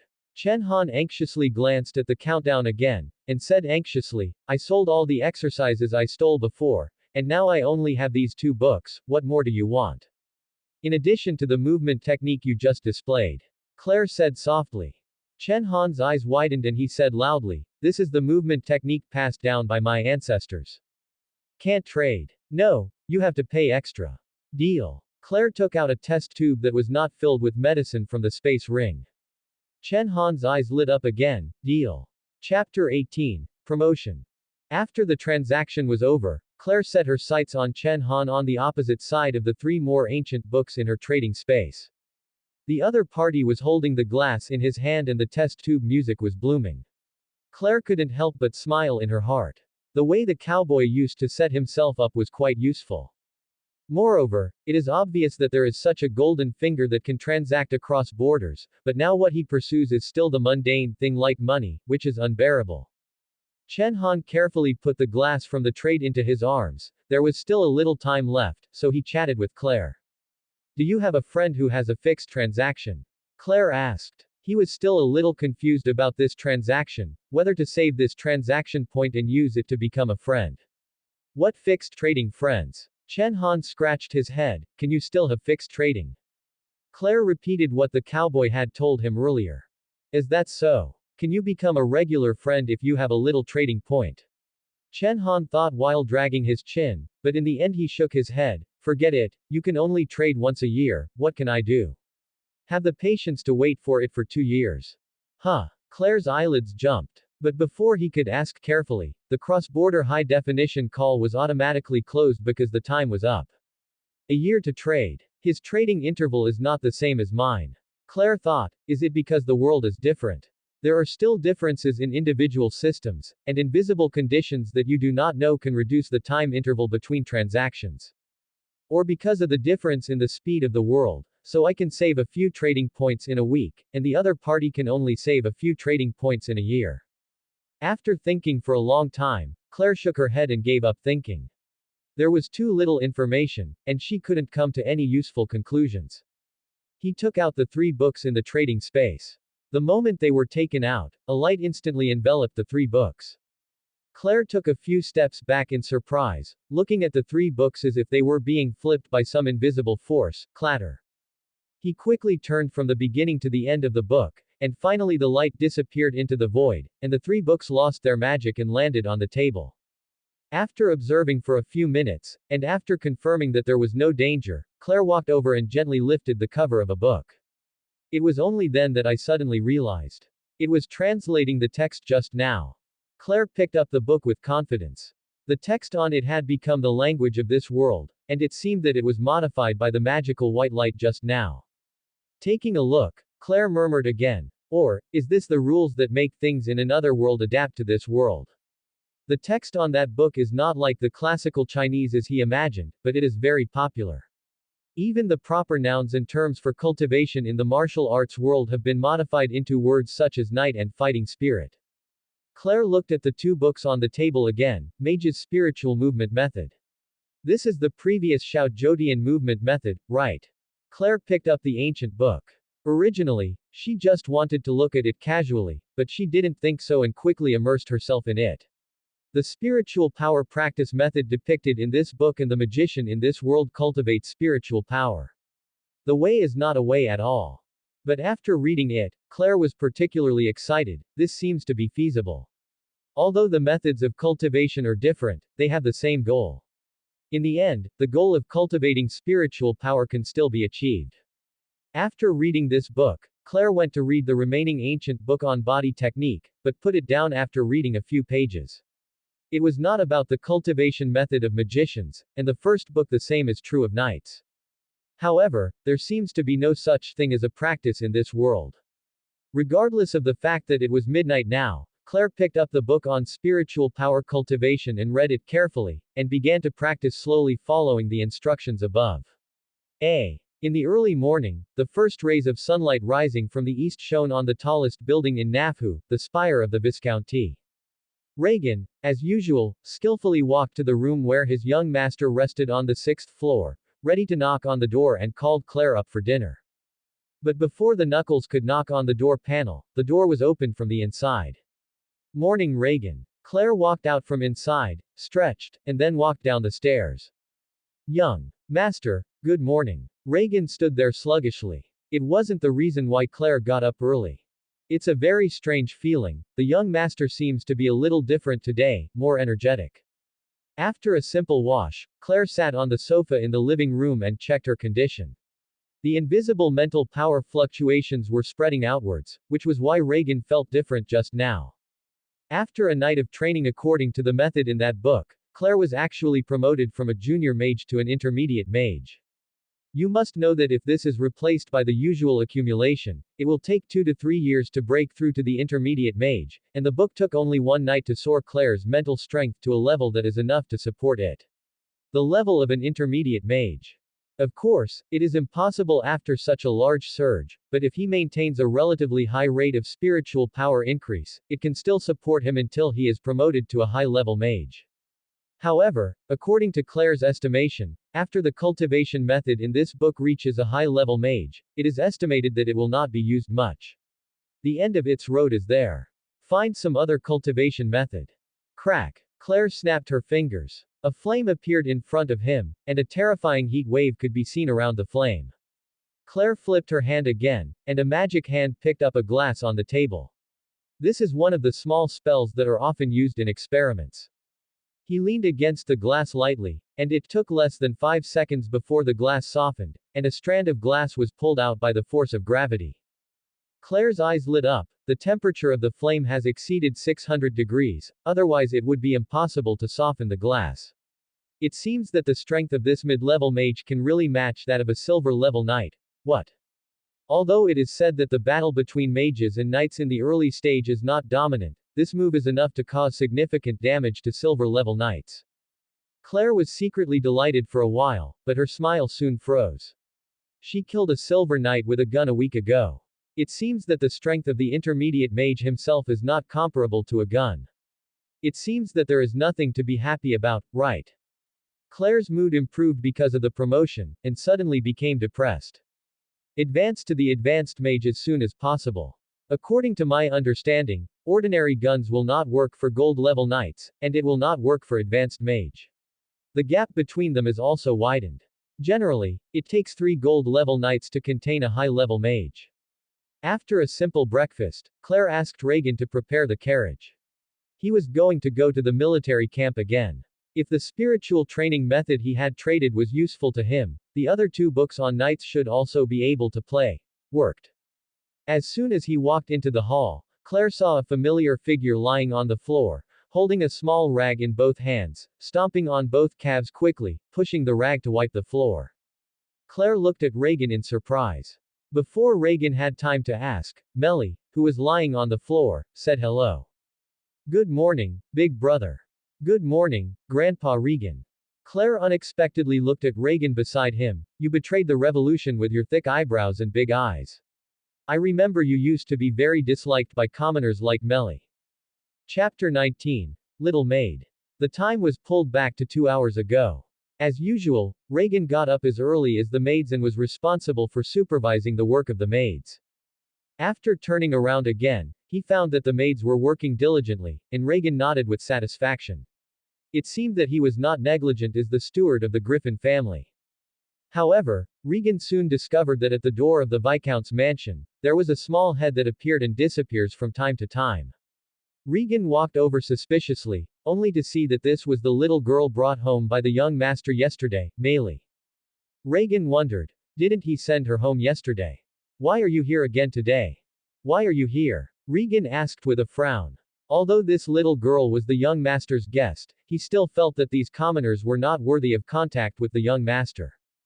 Maylie shrank her head in fear. The white-bearded grandfather didn't look as friendly as the big brother at all. Are you here to find the young master? Maylie shook her head like a rattle. No, Maylie came to play with Yuna. As the housekeeper of the Viscount's house, Regan knew the names of the 15 maids and kept them in his heart, so he naturally knew that Yuna was the black-haired cook, and she liked the food she made. Yona. She's still working and can't play with you. Regan wanted Maylie to get rid of this idea as soon as possible, so that she wouldn't be hanging around the door all the time. Oh. Maylie nodded her head and asked again, when will she finish work? Regan rubbed his temples with a headache and explained, even if she finishes work, she won't play with you. Why? Yesterday, Yuna played with Maylie for a long time after work. Maylie asked curiously with wide eyes. This child is so annoying. Regan rubbed his head in pain. She's very busy with work and doesn't have time to play with you. Regan wanted Maylie to get rid of this idea as soon as possible. Oh. Maylie lowered her head dejectedly. Regan thought that the other party was about to give up. Before he could breathe a sigh of relief, Maylie asked again, can Maylie wait here? Whatever you want. Regan waved his hand and left. Regan returned to the Viscount mansion and began to check the work in the Viscount mansion to ensure that the young master could have a comfortable breakfast when he woke up. However, when he was working, he often thought of the little girl who was still waiting at the door, and his heart was messed up in a short while. She wouldn't be waiting there, would she? It shouldn't be. If you were an ordinary person, you would have left long ago. Doubtful in his heart, Regan quietly walked to the door of the living room again, hiding his figure and carefully peeping into the past.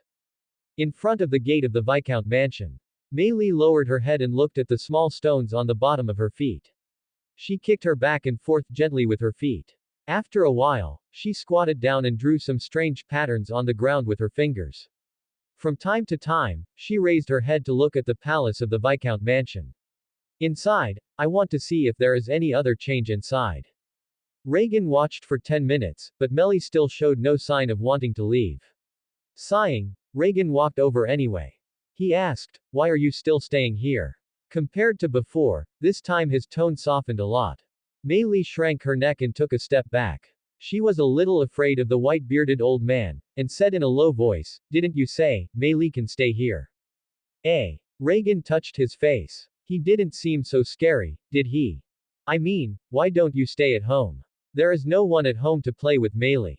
My brother went to the military camp for training, and my parents didn't let Mei Li go to the field to help.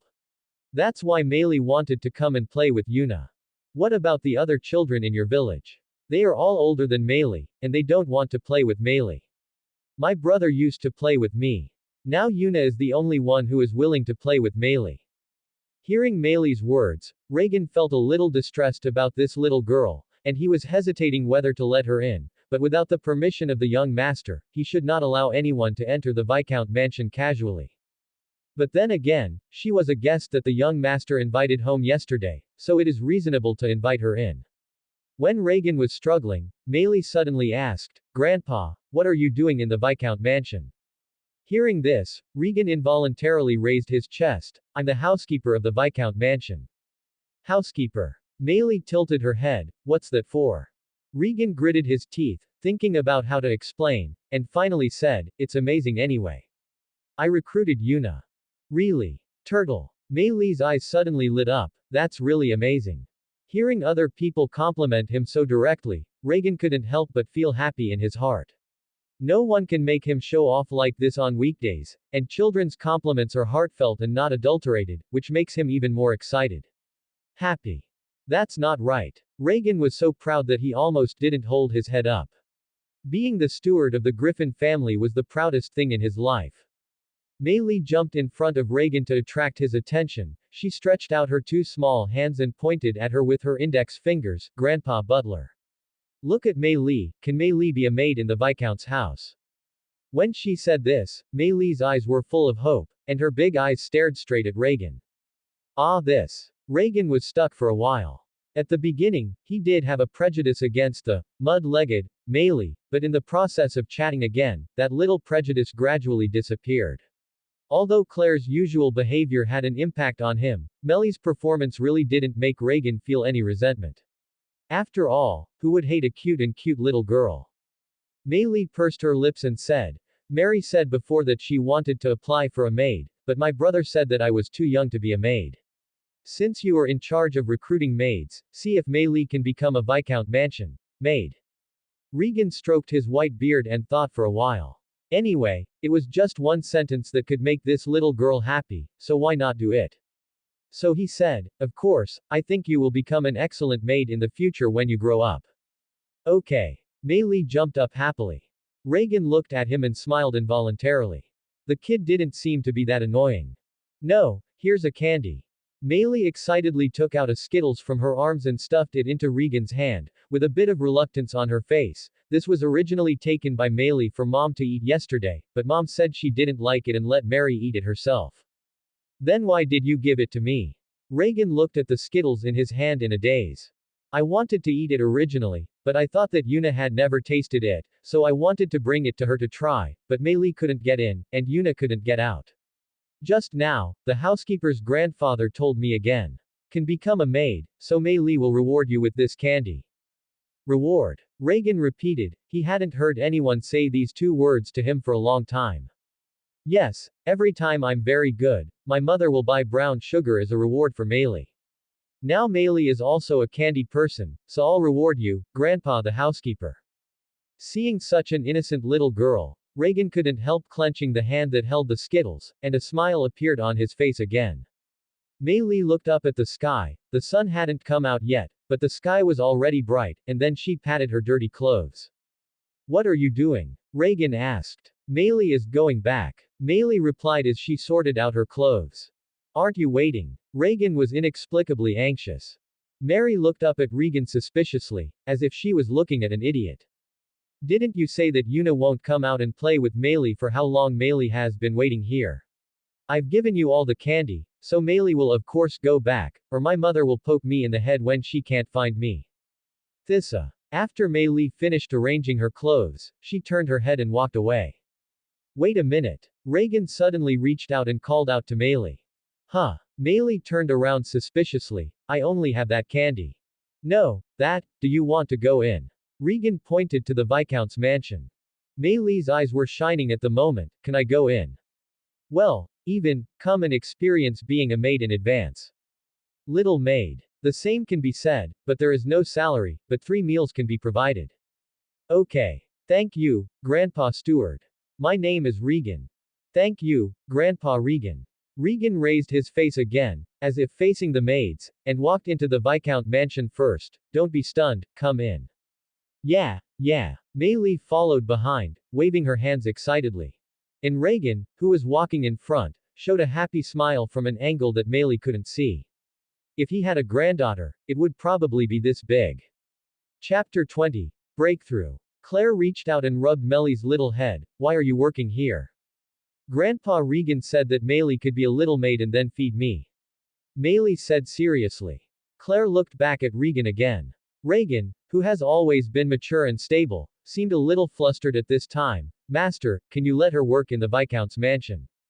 Meili also stared at Claire expectantly. Big brother.